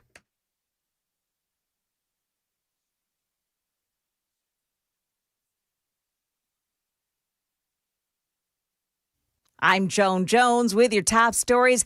Venezuela is on the agenda for President Trump today. He'll meet with that country's opposition leader, Maria Machado. President Trump meets today at the White House with Venezuelan opposition leader Maria Corina Machado, whose party is credited with winning the last election in that country. Since the removal of Nicolas Maduro, Machado has said she wants to return to her country. But President Trump has said he thinks it would be very tough for her to lead there, saying she doesn't have the support or respect to run Venezuela. President Trump spoke Wednesday with Venezuela's acting president, Delcy Rodriguez, who has deep ties to the Maduro regime. He told Reuters Rodriguez has been, quote, very good to deal with. Karen Travers, ABC News, the White House. New sanctions for Iran today, according to Treasury Secretary Scott Bessent. Today's sanctions target 18 individuals and entities that the regime uses to evade sanctions on Iranian oil and divert proceeds from its energy sales away from the rightful owners, the Iranian people. And that's not all. Bessent, in a videotaped statement, said the Iranian government is hiding cash. U.S. Treasury knows that like rats in a sinking ship, you're frantically wiring funds stolen from Iranian families to banks and financial institutions around the world. Rest assured, we will track them and you. The new sanctions come amid Iran's crackdown on protests in Iran.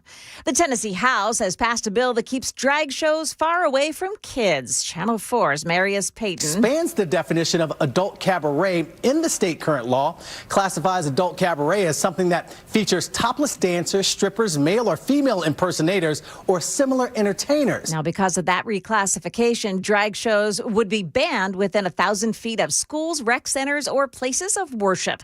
The bill heads to the Senate floor now for discussion. That's the latest news. Weather is next. I'm Joan Jones, WTN News.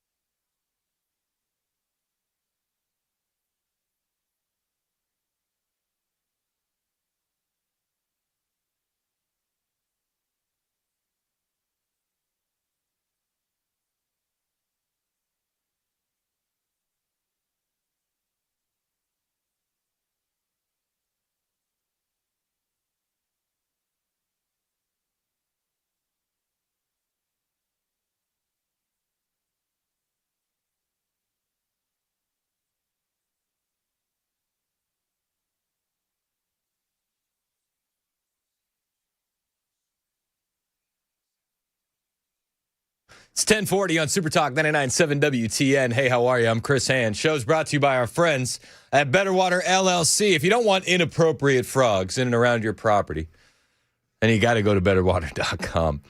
Shout out to Jason with the plug of the week for our friends at Better Water. So the frogs at this project were acting a little inappropriate. I've never seen frogs use this much glitter. Better Water cleaned it up. Betterwater.com. Why do we need water filters from Better Water? I don't like them putting chemicals in the water that turn the friggin' frogs gay. It's a reason. Betterwater.com. You can listen to the show anywhere. iHeart, TuneIn, the FM dial. You can watch the show. We're live on Super Talk TV, Facebook, Twitter, Twitch, YouTube, Rumble. Hit like, hit subscribe. Shout out to the YouTube chat. We appreciate you guys, and you're welcome to join the show, 615-737-9986. Nick Shirley dropping a new video last night, currently sitting at 4.6 million views. I don't know. Is this one going to be as big as the last one? Last one was massive. What it got to, like 200 million views? Is that what it got to? Right around there. And then you factor in the clips and the impressions. I mean, it was a massive, massive video. And it led to a lot of change immediately. I mean, the biggest one being Tim Walz dropping out of the re-election bid for governor of the state of Minnesota. And make no mistake about it, I don't think Tim Walz dropped out because of the fraud. I think he dropped out because he knew that more fraud was about to be exposed. And we have had a lot of individuals heading to Minnesota to take a look. Dr. Oz is one of those individuals. He was on the ground in Minnesota, St. Paul, Minnesota, don't you know? And he's looking around and he wants to find out if there's any Medicare or Medicaid fraud. And then what happens? He gets chased away by a mob. What? Yeah, it's not. Hey, danger in Minnesota, not just for ICE agents anymore. And it's all on the back of the Nick Shirley reporting. So the new video drops last night. And many people very excited to see what comes next. Now, this video is far more explosive than the last one. And part of that has to do with the fact that every Somalian in a 100-mile radius, I would wager every Somalian in the country now knows who Nick Shirley is. And it reminds me of, you remember Chris Hansen when he did How to Catch a Predator? And like towards the later seasons, he'd walk out and he'd do the, hey, take a seat. And it's like everybody knew who Chris Hansen was at that point. And they're like, oh, crap. And now I feel like the Somalis are the exact same way. Nick Shirley walks into your business, and that's the reaction. One of the companies that they're focused on in Minnesota are the Somali transport companies. They detailed this a little bit in their first video, and they went and doubled down on this in the new one. The non-emergency medical transport vehicles and services that the Somali companies own are for things like dentist appointments or doctor checkups. It's, again, non-emergency medical transport. Except you quickly find out that a lot of these companies have no vehicles and no customers, and they're set up in shops that don't have parking lots with vans, and turns out that there's no non-emergency medical transport company there in the first place. So in this next clip we're about to play, it's Nick Shirley and David Hoke walking in to a Somali transportation company, which, mind you, gets millions of dollars from the state. And when they ask about the transportation company, well, the Somali man doesn't exactly react kindly. How are you? We're looking for the transportation company. Safari Transportation? Looking for Safari Transportation? No, there's no Safari Transportation here. No Safari Transportation? Safari Transportation is 607 Cedar Avenue. So if you're not watching on the YouTube stream, you miss a little bit by not having the video. But what David does is he kind of gently moves next to the Somali man, and he's got his receipts. He says, well, if you look here, this is the address listed for the business, and this is how much money it's receiving from the government. So we got some questions, and those questions not welcome. We're just looking for Safari Transportation. We don't know. but this is registered for Safari Transportation, know. 607. Okay, we don't know. We're asking where Safari Transportation is. We don't know. Okay, so the business is not here. Don't record. Fuad Omar? Fuad Omar? We don't know. This, do you see this? What is this? Money transferring. That's it. Okay, Well, this registered. is from the state. This is fraud taking place. This is supposed to say, this is for Safari Transportation. Go find out. Yeah, we did find out. This is fraud right here. Registered here This is since registered. 2015. 2015? Safari Transportation, state of Minnesota. 2015, well, oh yeah. Well, but it's registered now. This is current, just off the state of Minnesota website today. You see, this is the thing. When you bring receipts, it gets a little bit uncomfortable. And the receipts, David S. says, I printed this off the state of Minnesota website today. This isn't old. This is current. This is active. You're receiving taxpayer money. No. We don't do that here. We just do money transfers. I'm sure you guys are in the business of money transfers. That's not up for debate, but we're wondering about the transportation vehicles. This is from today. I just printed this off today. Fuad Omar. Go check it out. We're here. This is 607. Where's Safari Transportation? Okay, it's no Safari, period. Okay, so it's a fraudulent business. Did you see Safari, anything here? Exactly. Did you see? Exactly. It's Did not you here. see it? It's a fraud. Did you see, sir?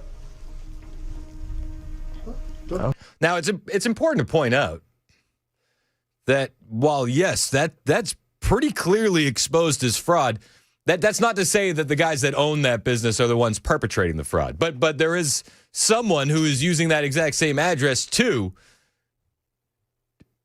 take part in fraud. That's fraud. If you say you're at an address, there's nothing there to be seen. It's printed off the state of Minnesota website that day. Yes, that's fraud. Again, it doesn't necessarily implicate the two gentlemen that are there. They might have no idea that somebody's using that address, but somebody is. So that's fraud. Okay, thank you. We're going to go to the next address. All right, let's keep moving on. So 607, this is supposed to be Safari Transportation, no transportation company. And now we're going to 617, another transportation company. However, it is actually Cedar Riverside Liquor. Okay, so the next transportation company is registered at the same address as a liquor store. That way, you know what I mean? Like you gotta do two things at once, right? Everybody sees that, you know. It's like a combo like Taco Bell and KFC, right? Remember that? And then this is the same thing. It's a non-emergency medical transport and liquor stores. They go together. It's like mint jelly and lamb. Where is the transportation company? 617. 617 right here? Dreamline Transportation for the state of Minnesota is registered to 617 Cedar Avenue South. And it's a liquor store. David, they aren't even trying to hide that these are transportation companies. Where are the vans at? Should we ask? Let's go ask. Hey, we're looking for Dreamline Transportation. What's that? Now we're in 617. And the guy says, no, this is just a liquor store. This is just a liquor store. What? This is I don't know how you call this anything other than blatant fraud. Again, it's not saying that the guys that are in those businesses are perpetrating the fraud, but fraud is taking place with those addresses, and somebody needs to get to the bottom of it. And it appears that the Tim Walz administration would rather look the other way. It's not just the transportation services. They also looked into the home health care businesses, and they go into a Somali home health in Minneapolis that supposedly, allegedly, houses 3 businesses. And when they ask the Somali man inside, this Somali individual just loses his ever-loving mind. Yes, we're wondering where Silver Mountain. Silver Mountain? Silver Mountain. Oh, I don't know that. Where it is. It says 2722 Park Avenue. All of you, get out of here. Where Is Silver Mountain here? Silver Mountain. You don't have a permission to do that. Okay, so Silver Mountain does not exist. You were No, the name's not Silver Mountain. It's just Silver Mountain. Don't ask me Healthcare. that. When you come... All right, So sir. Silver Well, Mountain? so It's another way so to- Silver that's Mountain the does way not to make a exist. business. You're making a business. Park You have Avenue. millions of people watching you. Silver You're making Mountain. business to Okay, certain sir. people. 2720. You have millions of people watching right Yes. now. Where is Silver Mountain? I don't Home know where Healthcare? Silver Mountain is. Okay, well that's what we're But looking for. All right, we're he's moving on. sitting there- So Silver Mountain does not exist. Again, they're just asking the questions. Your address is being used Please, no more questions. No more questions. At this point in the video, they're up to $3.9 million in fraud that they've uncovered. Taxpayer dollars going to these locations, and there's no home health services in there. There's no Silver Mountain in there. Where are the investigators going after this? Why does Nick Shirley, a 23-year-old kid, have to do this? Why can't we find some accountability in the state of Minnesota? We have just seen the tip of the iceberg on the fraud. We got more from the Nick Shirley reporting on the way. A lot to get to. Only a little bit of time. Hang out with us. It's 10:51 on Super Talk 99.7 WTN.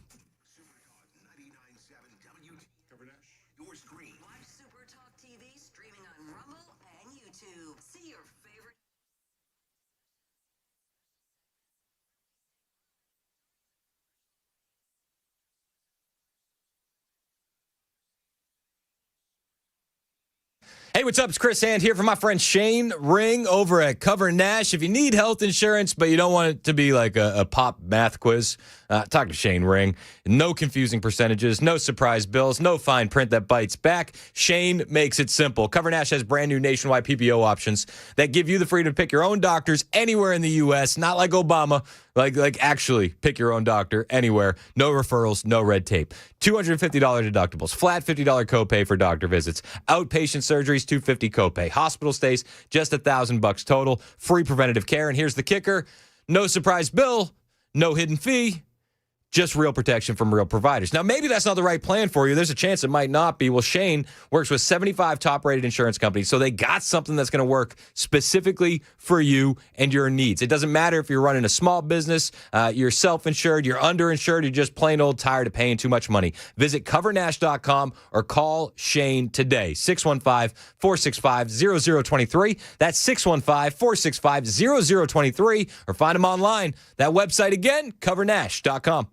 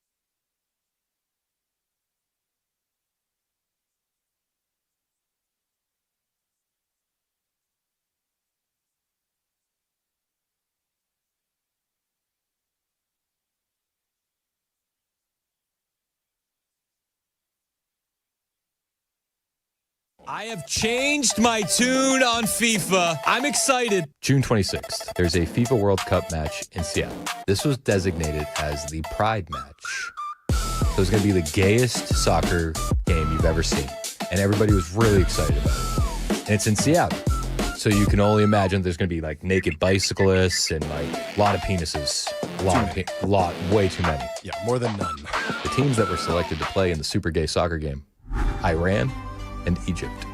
No. It's like this has to be a troll. Both of them have like in Iran, if you're gay, that's like jail for life, and I think that's them being like lenient. Yeah. And Egypt also has draconian anti-gay laws. Yeah. I've never been so excited for a soccer game. Oh.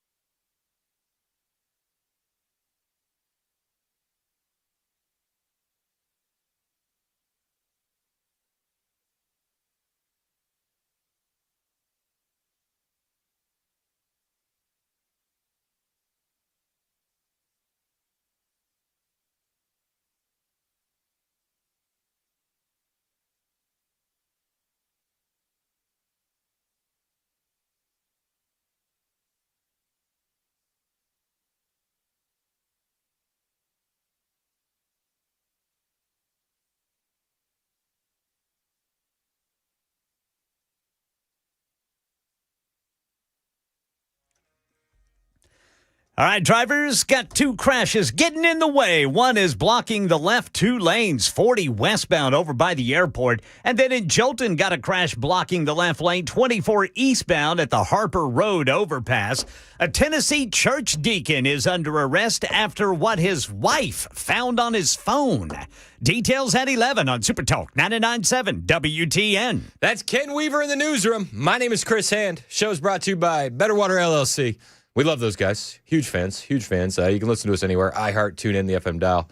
Watch us, Super Talk TV, Facebook, Twitter, Twitch, YouTube, Rumble. Especially for these Nick Shirley videos.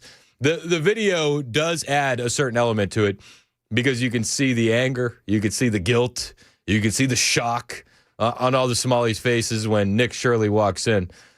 Quite a few people weighing in on the text line. And, everybody understands what's going on in Minnesota. I think it's important to point out, though, that there are people in Minnesota that want the fraud cleaned up, like 100%, that aren't mad that ICE are there, that are actually appreciative of what's going on. Nick met one of those guys in his video, a black guy. I don't know if that really matters, but I'm just trying to paint the scene for those of you that aren't watching on Super Talk TV. And he's like, what do you think about the fraud? He's like, man, I'm just happy you're here exposing it. Like, we need to have this exposed. To see anybody in the government here held accountable? Most definitely, because there can definitely be an allocation of funds. And what's your message to Tim Walz? Make a change, because there's definitely, even when it comes down to like the kids and stuff, there's definitely stuff that like we need spaces for the things that are going on that they're not doing. We need these type of spaces for it. Now this is some crazy stuff. But I'm glad that you bring a light to it. It is a crazy, interesting situation. So as soon as this conversation is kicking off and this Minnesotan, this American citizen says, man, we love that you're here and you're bringing light to this fraud, a Somali appears and starts yelling and screaming from the other side of the street, runs across the street to give Nick Shirley a piece of his mind. It's insane. Of course. What's going on, man? Hey. You keep the false narrative that you be going on. It's a nonsense. You should get in your car because you should not be doing that, right?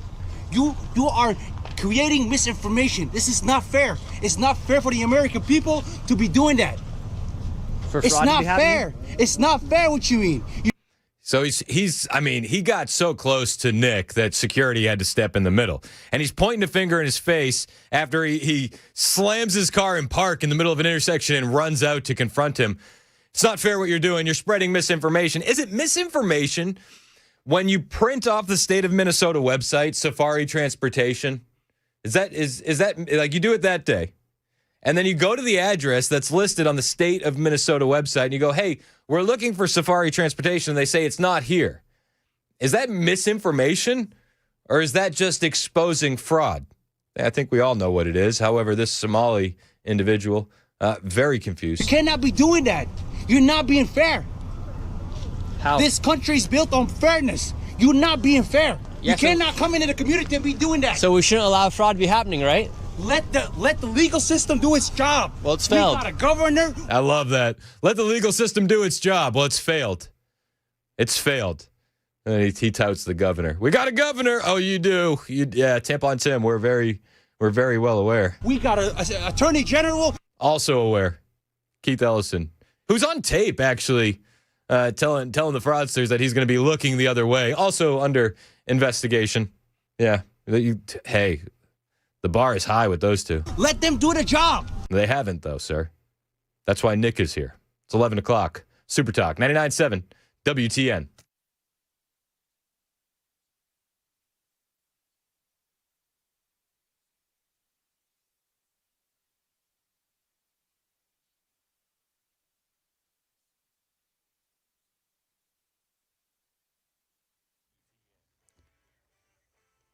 Eleven o'clock on the dot. I'm Ken Weaver with your top stories. Again, drivers, we've got a crash over by the airport. It is blocking the left 2 lanes of 40 westbound. And then in Jolton, got a crash blocking the left lane 24 eastbound at the Harper Road overpass. Full forecast coming up in 5 minutes. A Tennessee man and former church deacon is behind bars after investigators say he secretly recorded his teenage babysitter in his home. Court documents say Christopher Collins' wife in Hickson, this is just outside of Chattanooga, found the videos while looking through his phone. Deputies searched the home and recovered cameras and SD cards containing multiple recordings. Collins now faces 9 counts of especially aggravated sexual exploitation of a minor.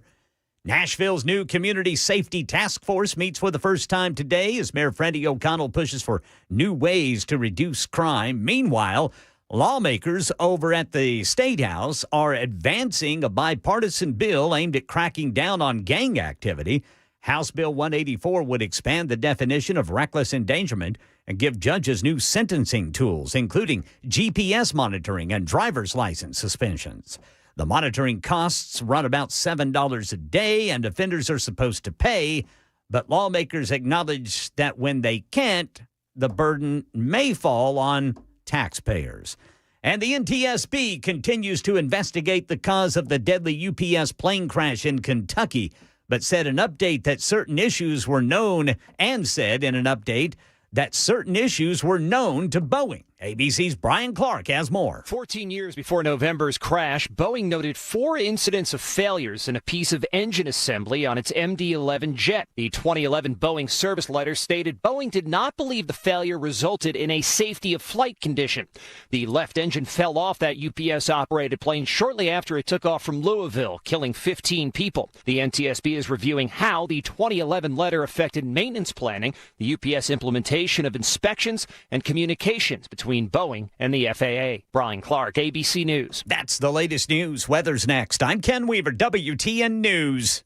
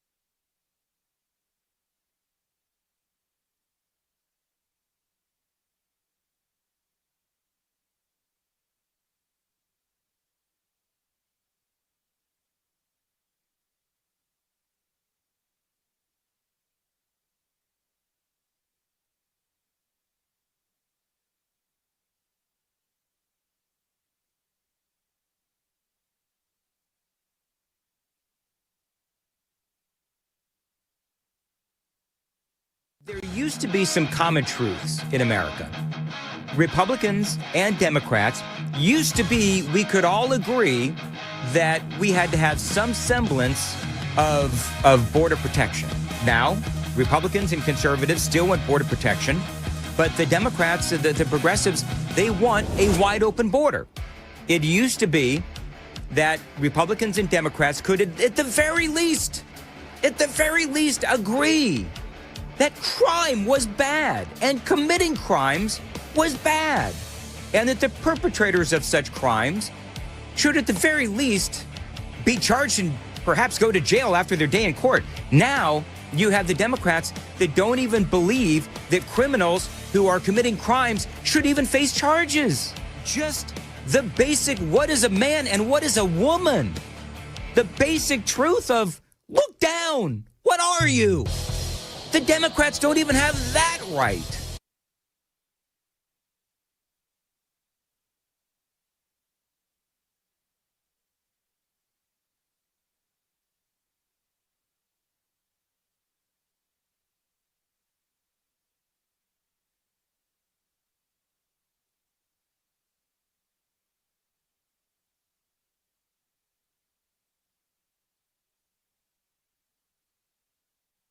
It's 11:06, Super Talk 99.7 WTN. Hey, how are you? It's Chris Hand. Thank you for listening to the show.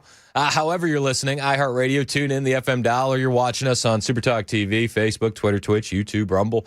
Appreciate you guys joining us. Hit like, hit subscribe, share the show with your friends. Join the show, 615-737-9986. We've been talking about this reporting from Nick Shirley.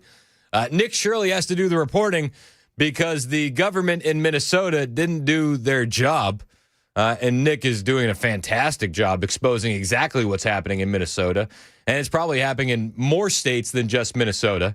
Fraud everywhere as far as the eye can see. Insert the Buzz Lightyear meme. It's everywhere.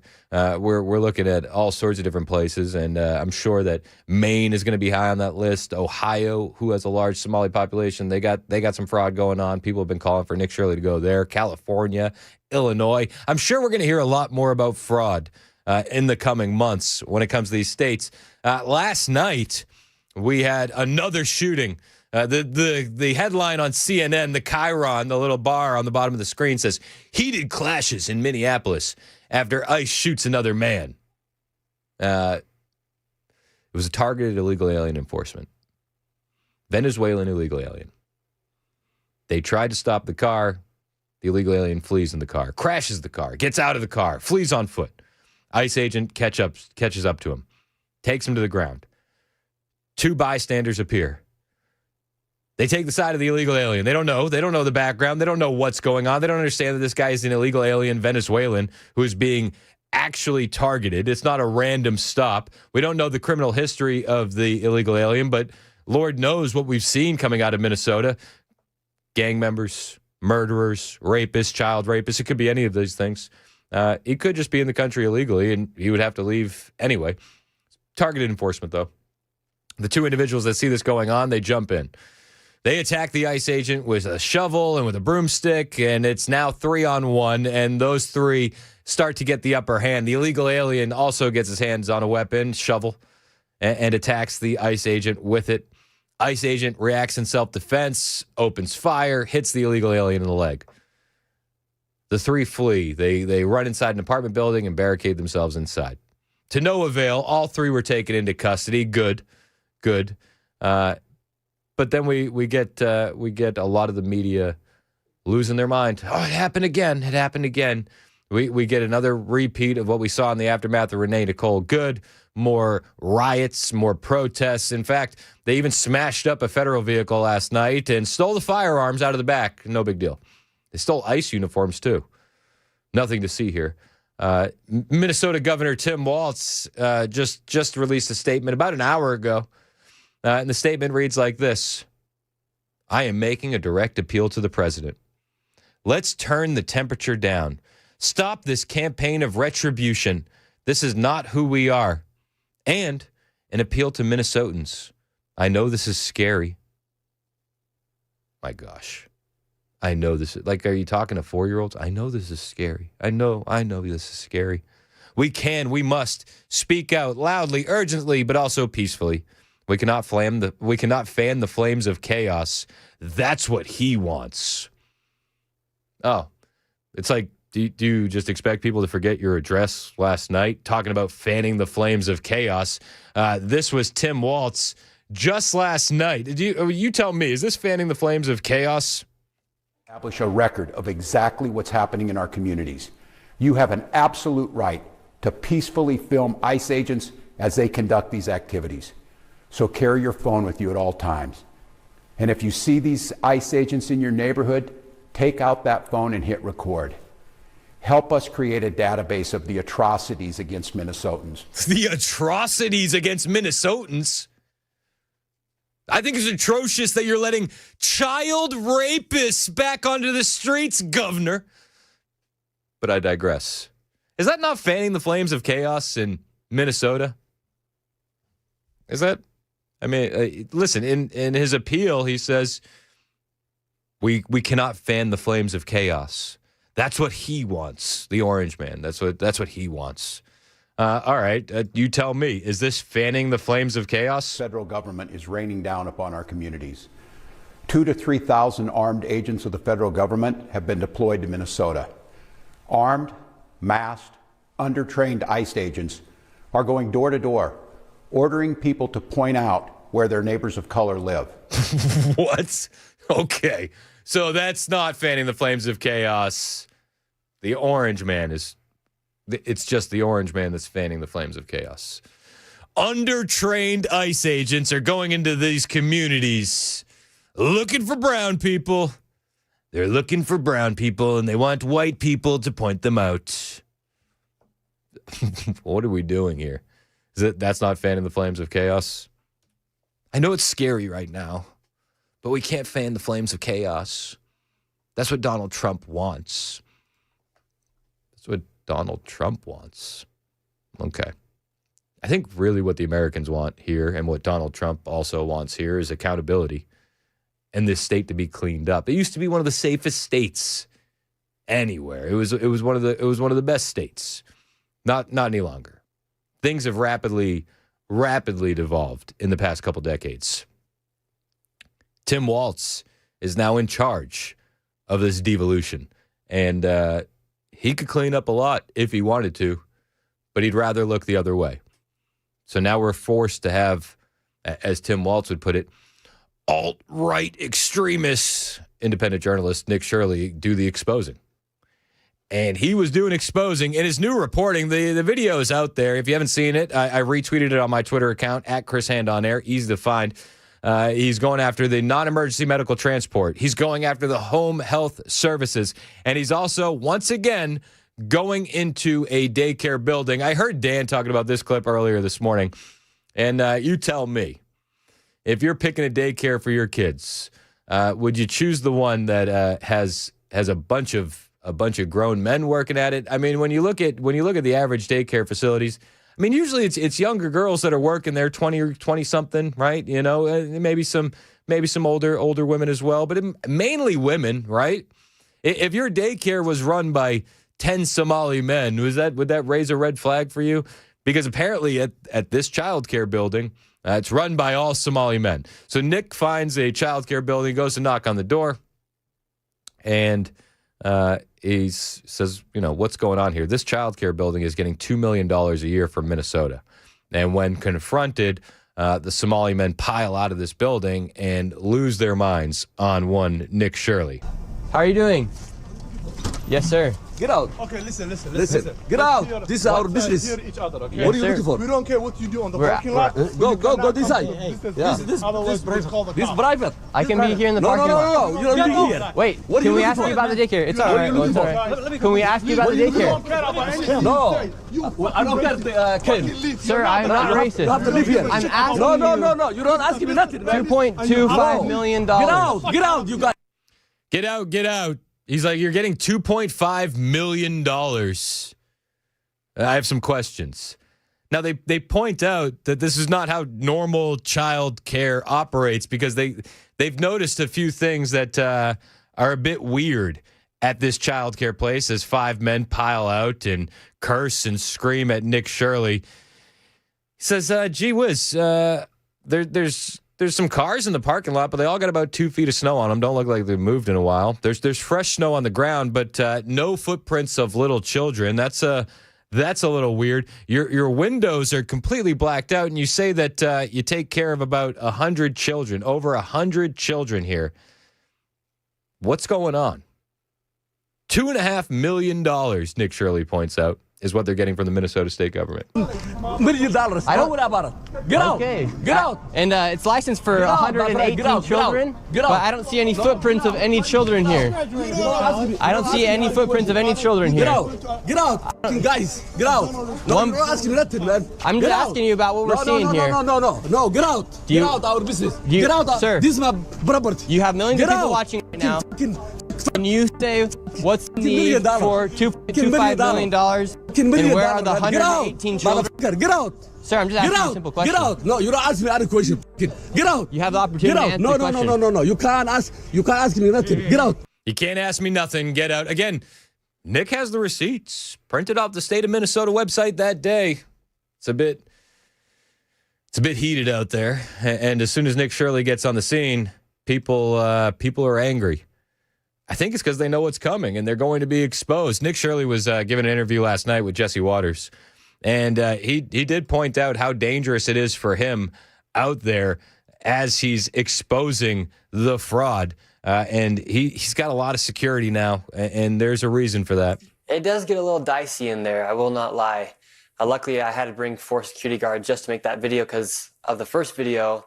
I knew going back it was going to be a lot more dangerous going back. So that's why you see the men in the video there that are by my side. Yeah, so the word's gotten out that you're in town and you're exposing the fraud. Have the Somalis circled the wagons? Well, I mean, what do you mean by them circling the wagons? I mean, it seems like even if they're not involved in the fraud, are they still defending the Somali tribe? Well, you heard the one man say, he said, are we the only people that commit fraud? And so it feels like it's all sort of almost like a big community that's trying to hide from the fraud when in reality, 89% of the fraud that's happening inside Minnesota is from Somalians. And that's just a fact of the matter.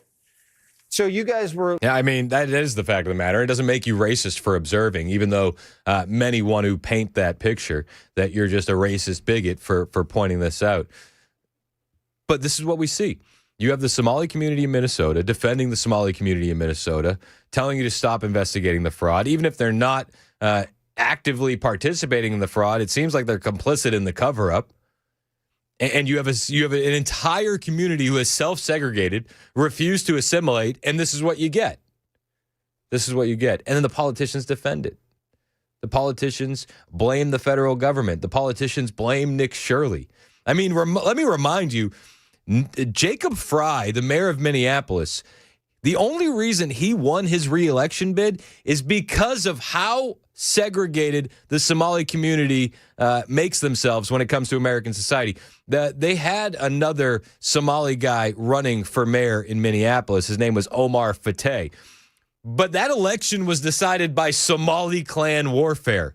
Yeah. Even inside the Somali community in Minnesota, it's subdivided into groups. And Jacob Fry won because that guy, Omar Fateh, was a member of the other clan. It's insane what's happening in Minnesota. It's not decided based on rational thought. It's just not.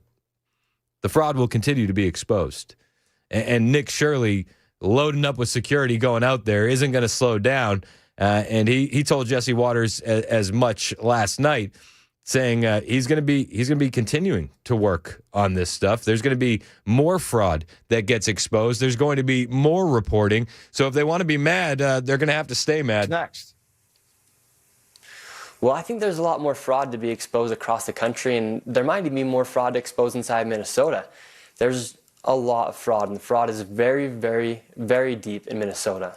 Well, it looks like the taxpayers love it, and we love it. Keep up the great work. You're doing better work than the New York Times. Seriously. I mean, can this kid win a prize for the journalism that he's done?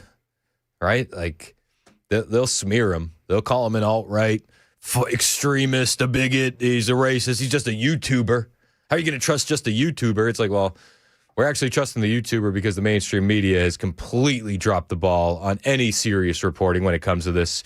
And I think they've spent more time trying to discredit Nick Shirley, the mainstream media, in their reporting than they have investigating the fraud. We understand it's the tip of the iceberg, and you know it is when guys like Dr. Oz go in there to look at Medicaid and Medicare numbers and then gets chased out by a mob. It's insane. Nick Shirley will persist. Now, on the other side, we got to talk about the government shutdown. That is looming. End of the month. It seems like the Democrats are setting up a battle where they're going to try and defund ICE, or we're facing another government shutdown.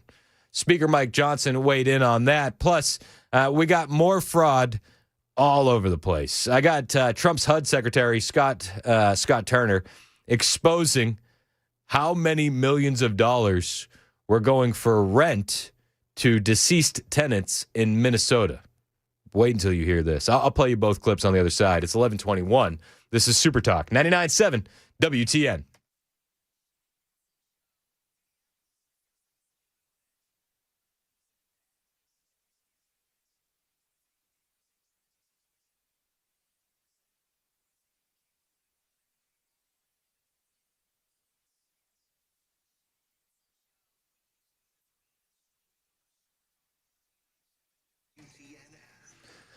Hey, what's up? It's Chris Hand here from my friend Aaron Parker down at Parker Safes and Vaults in Shelbyville. These guys are the best. If you're a gun owner in Middle Tennessee, securing the firearms, it's not optional. Like, you got to do it. It's part of being responsible.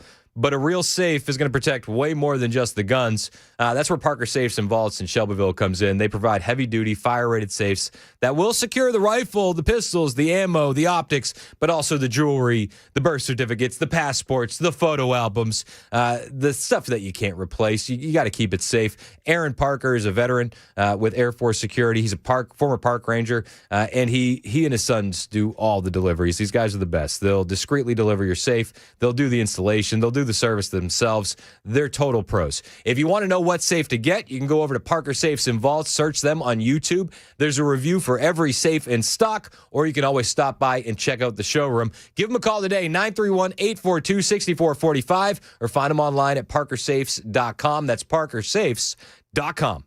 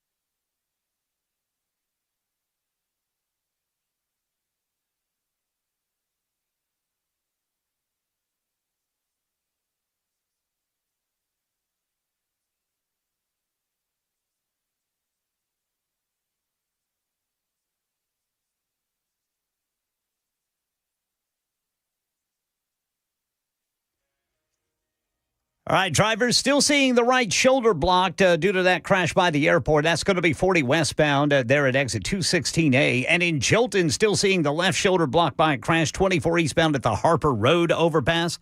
United States military just seized a sixth tanker tied to Venezuela.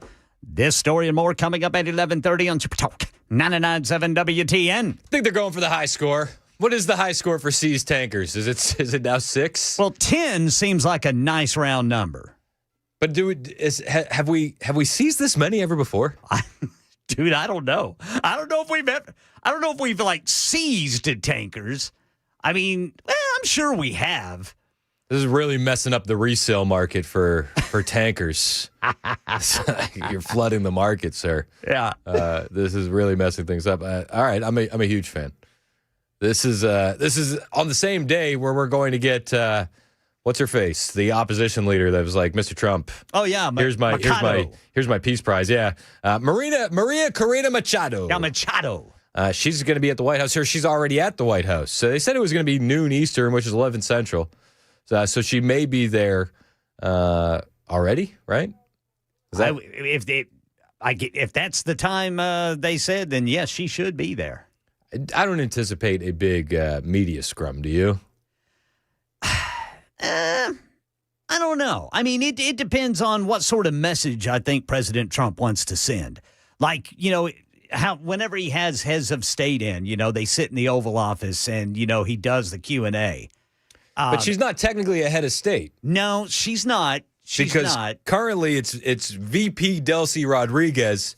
As now she dropped the V, she's just the P. But he might want to, he might want to make Machado look like she is important enough to him to send the message that whoever's in charge right now better do what we say.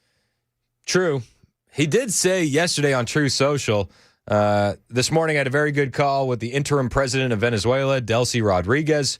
We're making tremendous progress as we help Venezuela stabilize and recover. Many topics were discussed, including oil, minerals, trade, and, of course, national security. This partnership between the United States of America and Venezuela will be a spectacular one for all. Venezuela will soon be great and prosperous again, perhaps more than ever before. And this could signal that there will be elections. Could. It could. We'll see what happens. I mean, it's definitely interesting. Undersold in all of this oil seizing and Venezuela stuff is the squeeze that this puts on Canada. Because Venezuela and Canada produce the same kind of heavy crude. And we're going to be building pipelines from Canada to refine it. But it's cheaper to bring it over here on ships from Venezuela. So I wonder how that changes the dynamics there. It's also putting a squeeze on Cuba. Don't you know? They need what is it, like 100 million barrels a day or something like that? And they're losing about 30% of that because of these blockades and seizing of these tankers. And as we seize another one today, I mean, Cuba's got to be feeling the squeeze. It is interesting watching the president in action. We'll keep you updated should any information come out of this meeting with the opposition leader, Maria Corina Machado. Maria Corina Machado. Yes, sir. It's always like all the three names. Yeah, they flow. It makes it very difficult to remember. You gotta read it. All right, so we got that happening at the White House. We also have just all the reaction coming in from not just the Nick Shirley reporting, but also Minnesota in general. If you're just getting up to speed on what happened last night, there was another ICE shooting in Minnesota where they had an ICE agent trying to take an illegal alien into custody. It was a targeted enforcement operation. The illegal alien flees. He's from Venezuela, common thread in both topics. He's from Venezuela.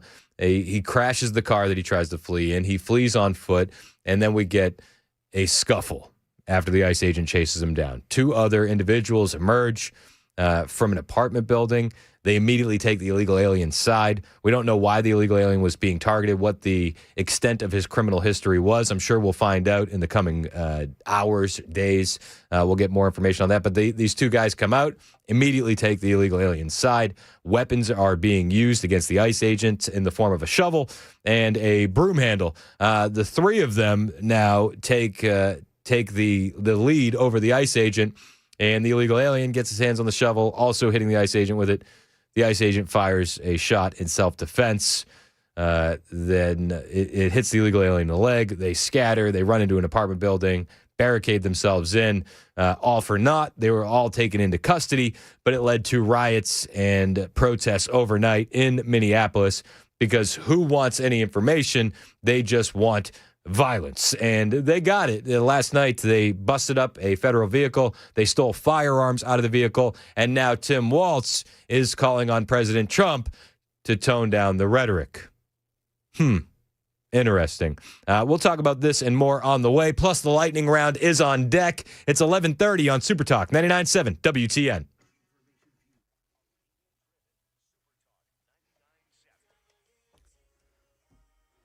I'm Ken Weaver with your top stories. Got the full forecast in 5 minutes. The U.S. has seized a sixth tanker tied to Venezuela.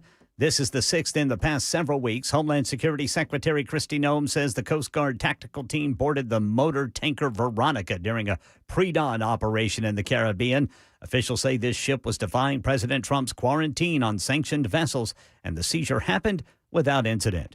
A Hamilton County man is charged after deputies say hidden cameras in his home captured video of his teenage babysitter in the bathroom. Investigators say the discovery was made by the man's wife, who found the videos on his phone. Detectives later seized cameras and storage cards during a search of the home. 42-year-old Christopher Collins now facing 9 felony charges. They're out of Hickson, Tennessee, just outside Chattanooga. Nashville's Community Safety Task Force begins its work today, aiming to complement police by tackling the root causes of crime.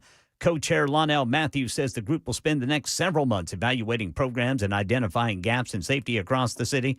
And a rare moment of bipartisan agreement at the Tennessee Capitol as lawmakers have advanced House Bill 184 that targets gang-related crimes. It would let judges require GPS ankle monitoring or suspend driver's licenses for offenders. Supporters say it's about keeping communities safe, but there's a big question about who pays for those monitoring costs, because if the suspect doesn't, that could fall on the taxpayers. And Verizon's offering customers a $20 credit after a major outage left millions unable to call or text for hours yesterday. We get more from ABC's Elizabeth Schulze. The outage was triggered by a server failure in New Jersey. It is not believed to be the result of a cyber attack. Verizon did not confirm the cause in a statement, but now says that if customers are still having an issue, we encourage them to restart their devices. For those affected, we will provide account credits, saying we sincerely apologize for the disruption. That's the latest news. Weather's next. I'm Ken Weaver, WTN News.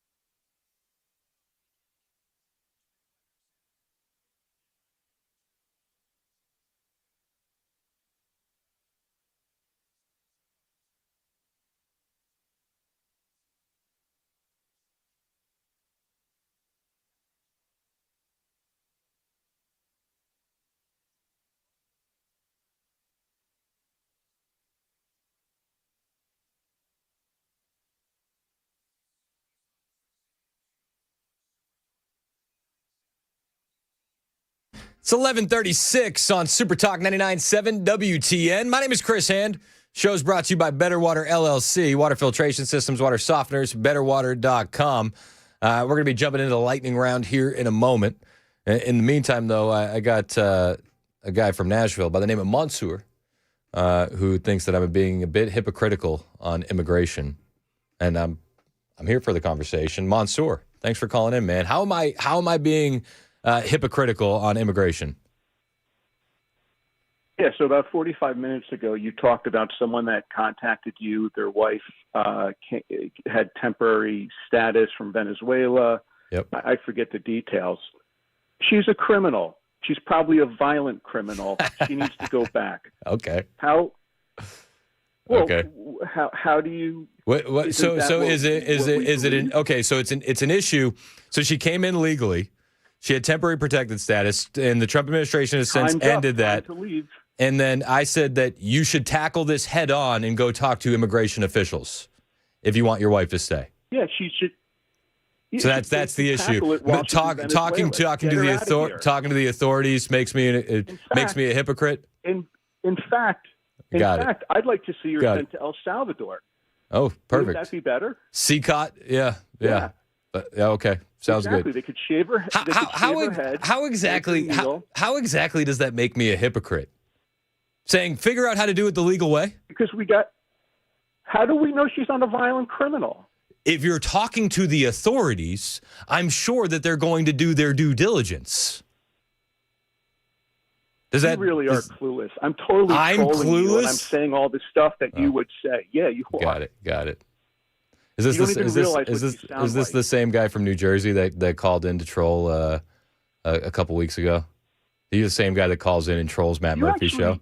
Do you do this with other radio shows? Is this like your life must be like absolutely pathetic? Like you just sit there and you cope and you seethe while you listen to the radio, and then you go, well, you know what? I'm gonna show Chris Hand what for, and I'm gonna call in and I'm gonna tell him he's being a hypocrite because I said that your wife had temporary protected status removed. You should go talk to immigration officials if you want to stay in the country. Got it. Well, all I hear you talk about is these people are violent. They got to go. No cutting in line. No ifs, ands, or buts. Okay. You know, She didn't cut in line. She came in under. If we're going off of what our friend Nick had said, she came in under temporary protected status. So she didn't come in. Don't get me started on Nick. Don't get me started on Nick Shirley. The fact that you I was talking. So you're conflating the two. You see the caller that you were mentioning. His name was also Nick. You're welcome to get started on Nick Shirley. I mean, but what's wrong with Nick Shirley? By the way, were there people sent to CCOT, Venezuelans, who had the same exact scenario as this guy's wife? I mean, you're welcome to find examples and bring them. You're welcome to find examples. I haven't seen them. I haven't seen those examples. It just did. I haven't seen those examples. On the internet. They're all over the place. Sure. Yep. We're doing a quote a name, Julio Gonzalez. Like they take. There's people that they sent to CCOT, and they've been released finally, but they sent people to CCOT who are exactly in the same boat as your friend or whoever's wife that was. You're a complete hypocrite. No, I'm not actually. No, how are you not? Tell me, please, enlighten me. I told him to have his wife go talk to immigration authorities and get it handled immediately and tackle it head on. Fine. So then how do you defend when we take someone like his wife, same exact scenario, and send if you don't go and tackle it head on and you're picked up on the street, you're going to have to deal with it that way. I don't understand. The disconnect. So you support. So if they. So the longer, if your temporary protected status slaps, right? It's no longer there. You are now in the country illegally. Right. So if you choose not to rectify that situation, then you are choosing to be here illegally. I don't understand the disconnect. Right. I understand that you are a hopeless liberal with a woke mind virus who feels the need to put. No, you're not. Like kick rocks with the "I'm a Republican." Like you're like one of those trolls on. You're like one of those trolls online. I voted for Trump 3 times, and now he's gone too far. Like, okay, dude, you're 100% a Republican. Doesn't mean I'm a Democrat. Yeah, sure thing, pal. So sure thing. Sure thing. If that woman was detained and sent to CCOT, you'd support it, right? Yes, because she let her. Not CCOT, but yes, if she was deported, yes, that would be the result. Well, no, that would be the result. CCOT. You keep bringing up CCOT like that's the only place that they're sending immigrants to, illegal immigrants to. It's just you're stick her in a prison. Dude, you're living in a clown world. You're living in a clown world. If she chooses, if she chooses to not rectify her immigration status, then she's in the country illegally. Okay. Yeah, if she goes to Alligator Alcatraz, which is what it's called, troll, then whatever the hell it's called. Yes, then we should. That's a holding. That's a holding center before deportation. Yep, I would actually. Right. So you're cool with that? Her going to Alligator Alcatraz and then being sent to Venezuela. If any illegal alien that had their temporary, protected status removed, chooses not to go to an immigration authority, chooses not to go talk to an immigration lawyer, chooses not to tackle the situation head on, and remain in the country illegally at that point, because that's what they're doing, then yes, that's the result. That's the result of the actions. See, you got choices to make. And choices have consequences.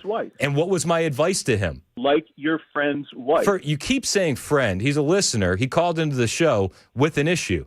And I'm grateful that he did. I'm grateful that he called in. And what was my listener's wife? You're trying to use this against me, but you sound like an idiot because my advice to him was go talk to immigration authorities. How about all the people that ICE detained when they showed up in court because they're going through the process?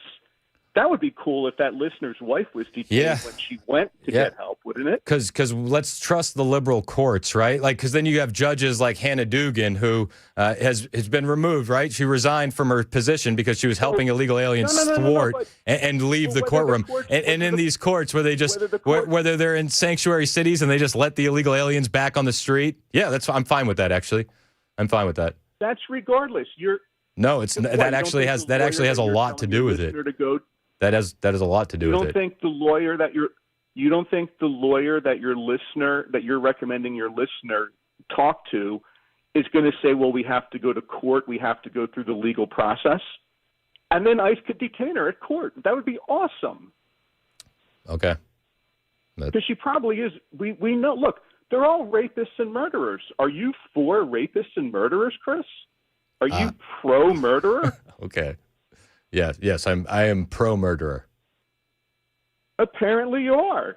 Yes, because this woman who just had a baby 3 weeks ago is a questions that you would usually ask. You don't like it. You don't like stupid questions being turned around on you that you would be asking.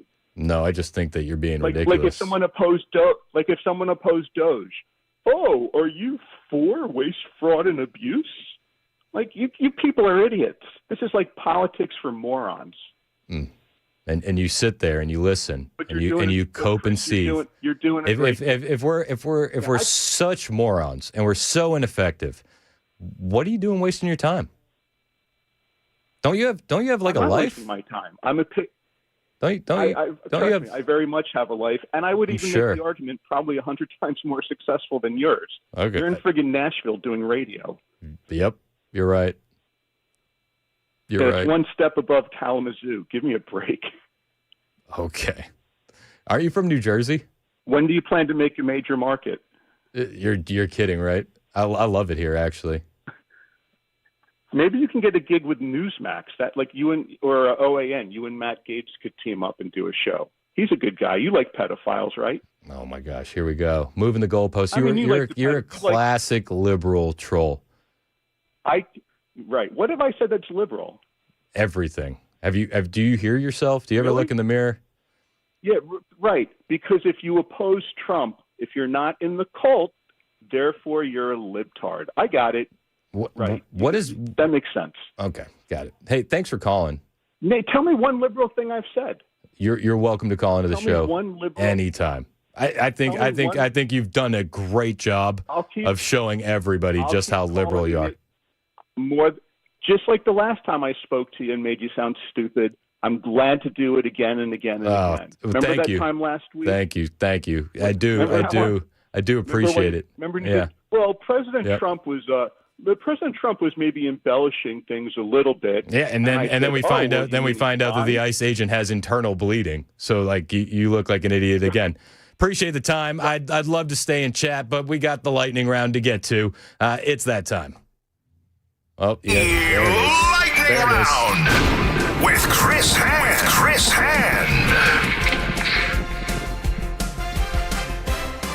What do you think about our friend? First story in the lightning round. Yeah. Well, let's see. The super text line's a fan. He calls all the clients. Dude, what a sad life. That really got out of hand fast. He's welcome to call back in. We got a lot to get to, though. I could have stayed on the phone with him the whole segment, but we got to get to the lightning round. First story in the lightning round. This has been going viral for a couple days on the internet. Have you seen this? A nice, I find this very funny. A nice lesbian couple asked ChatGPT to generate a picture of a family for them. If you're watching on the stream, you'll see the lesbian couple. This is very problematic for ChatGPT because when asked to generate a family for them, they added a dad. Oh, you see that? I don't know if it probably doesn't translate on the radio, but one of the lesbian women looks like a teenage boy. So they added a dad and a second daughter. ChatGPT, very problematic. Oof. People are upset. They're a little upset. Can you generate us a family? Sure thing. Here's a man. I got another story for you here in the lightning round. We talked about this a little bit earlier. Trump's HUD secretary, Scott Turner, he laid out $84 million in fraud in Minnesota with rent payments going to deceased tenants. We have boots on the ground in Minnesota, and through our fraud prevention, we have found that there is likely over $84 million in eligible assistance that was given to the state of Minnesota during the Biden administration, including almost $500,000 in improper assistance to over 500 dead tenants. And so you think about that, Tony. Over $84 million of hardworking taxpayer money that was shelled out during the Biden administration in improper assistance and serving over 500 dead people with almost $500,000 of assistance. This is a lack of stewardship. It's gross negligence. But I'm grateful at this time that our team on the ground has found these improper payments, and we will hold those accountable that are responsible for this. I'm a huge fan. Get the fraud out wherever it may be. HUD Secretary Scott Turner there laying it all on the line. We'll keep you updated as more developments come out of that. Got another story for you here in the lightning round. All right, so there was a big meeting yesterday. I regret to inform you, Greenland still under control of the Danish kingdom, and the Danish foreign minister had this to say about the meeting. But it's not that I'm now, saying everything is solved. It's not solved. We didn't manage, but I honestly speaking, I didn't believe that was doable. We didn't manage to change the American position. It's clear that the president has this wish of conquering over Greenland. We made it very, very clear that this is not in the interest of the kingdom. There's a government in Greenland with support from 3/4 of the Greenlandic population. The premier made it very, very clear yesterday that Greenland, for the time being and for foreseeable future, will remain within the kingdom of Denmark. I love that he says, we made it very, very clear that this is not in our interests. I'm sure that the Trump administration at the exact same time made it very, very clear that they aren't concerned about their interests. Donald Trump was asked about Greenland yesterday. He was signing a bill. They were removing some Obama regulations on whole milk in schools. You're allowed to have whole milk again in public schools. It's crazy to think that Obama banned that. Yet here we are. They actually banned it because they wanted to save kids from being fat. And then diabetes still went up during that time. Weird. So they removed that. But during this White House press event, President Trump was asked about Greenland.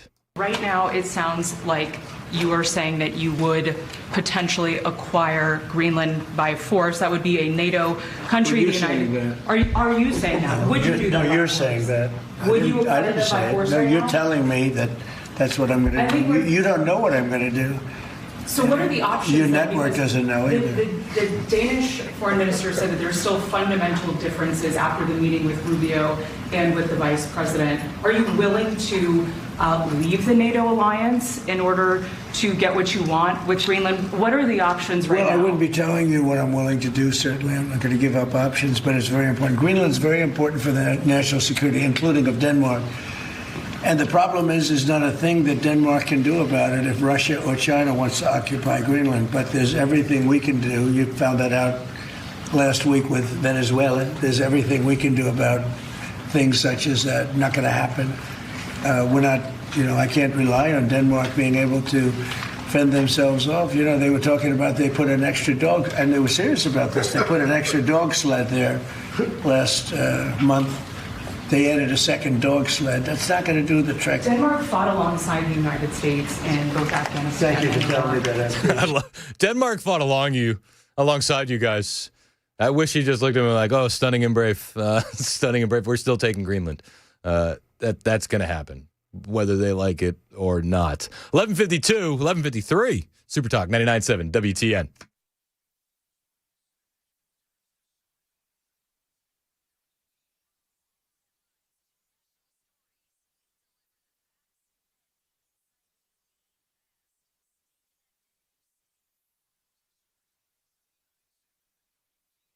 Hey, what's up? It's Chris Hand here for my friends at Busy Bee Plumbing, Heating, and Cooling. Hey, big program and alert. Just something to keep in your back pocket. I'm going to be out there with my friends at Busy Bee on Friday at the Murfreesboro Home Expo at the Tennessee Miller Coliseum.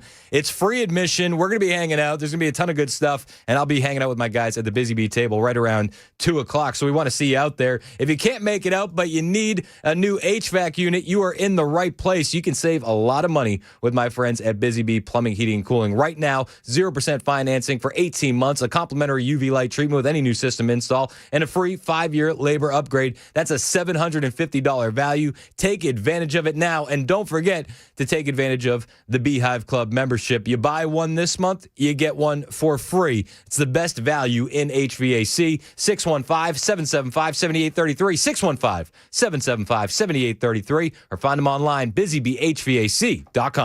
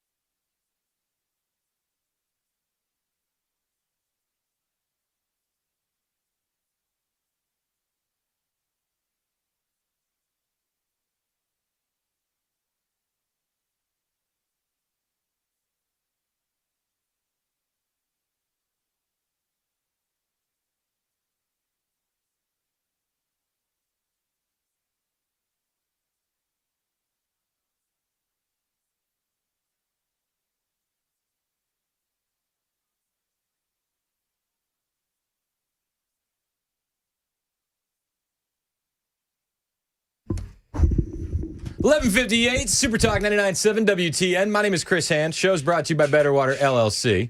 We love them. Did you hear? I got a caller earlier. Chad Benson's in the studio. I heard that there was an argument going on. Well, not that. I don't care about that guy. But we had a caller earlier. He's like, "Can I give a shout out to Better Water?" He's like, "We were at a job site." He's like, "And there were some frogs there acting a little inappropriate."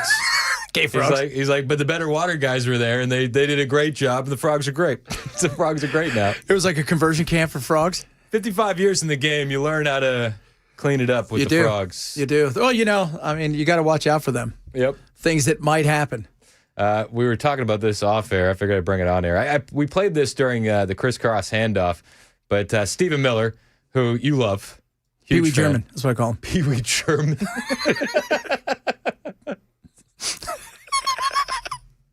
That's actually awesome. Hilarious. So Stephen Miller's professor was on the podcast, a professor that he had in Duke. And I love how the guy had no idea that he had taught Stephen. Yeah, it took the podcaster by complete surprise. And he's like, "Tell me more." Stephen Miller. My former student. What's that? My former student. I'm sorry, say again? My former student. The Stephen Miller in the Trump administration? Yeah. This is WXXI public. It says Go Public. I'm assuming it's some sort of It's public. probably this. I wouldn't be surprised if it's like their NPR. Yeah, or college, their college station. Okay. Did you want to say a little bit more about that before we listen to this clip? He said that I asked him in 2003 what he wanted to be when he grew up. And he said, "I want to be number 2 in the White House." And I said, "Oh, when do you want to achieve that?" He says, "In the next 15 years. I said, "Wow. Okay, well, who would be the president in 2003? And he said, "Donald Trump, maybe." Based. Look at that. What? The guy is very smart. Yeah. Where was this? And Duke is in Poli-Sci 122. You had him at Duke? Yeah. It's a true story. You could have told, I do a lot of homework here, Hein. You could have told me this before the program. Yep. Wow, okay. There's no question he's a very smart guy. And he has a long-term vision. Was he a good student, by the way? He was very good. Super based, actually. 12 o'clock. Chad's in next on Super Talk 99.7 WTN.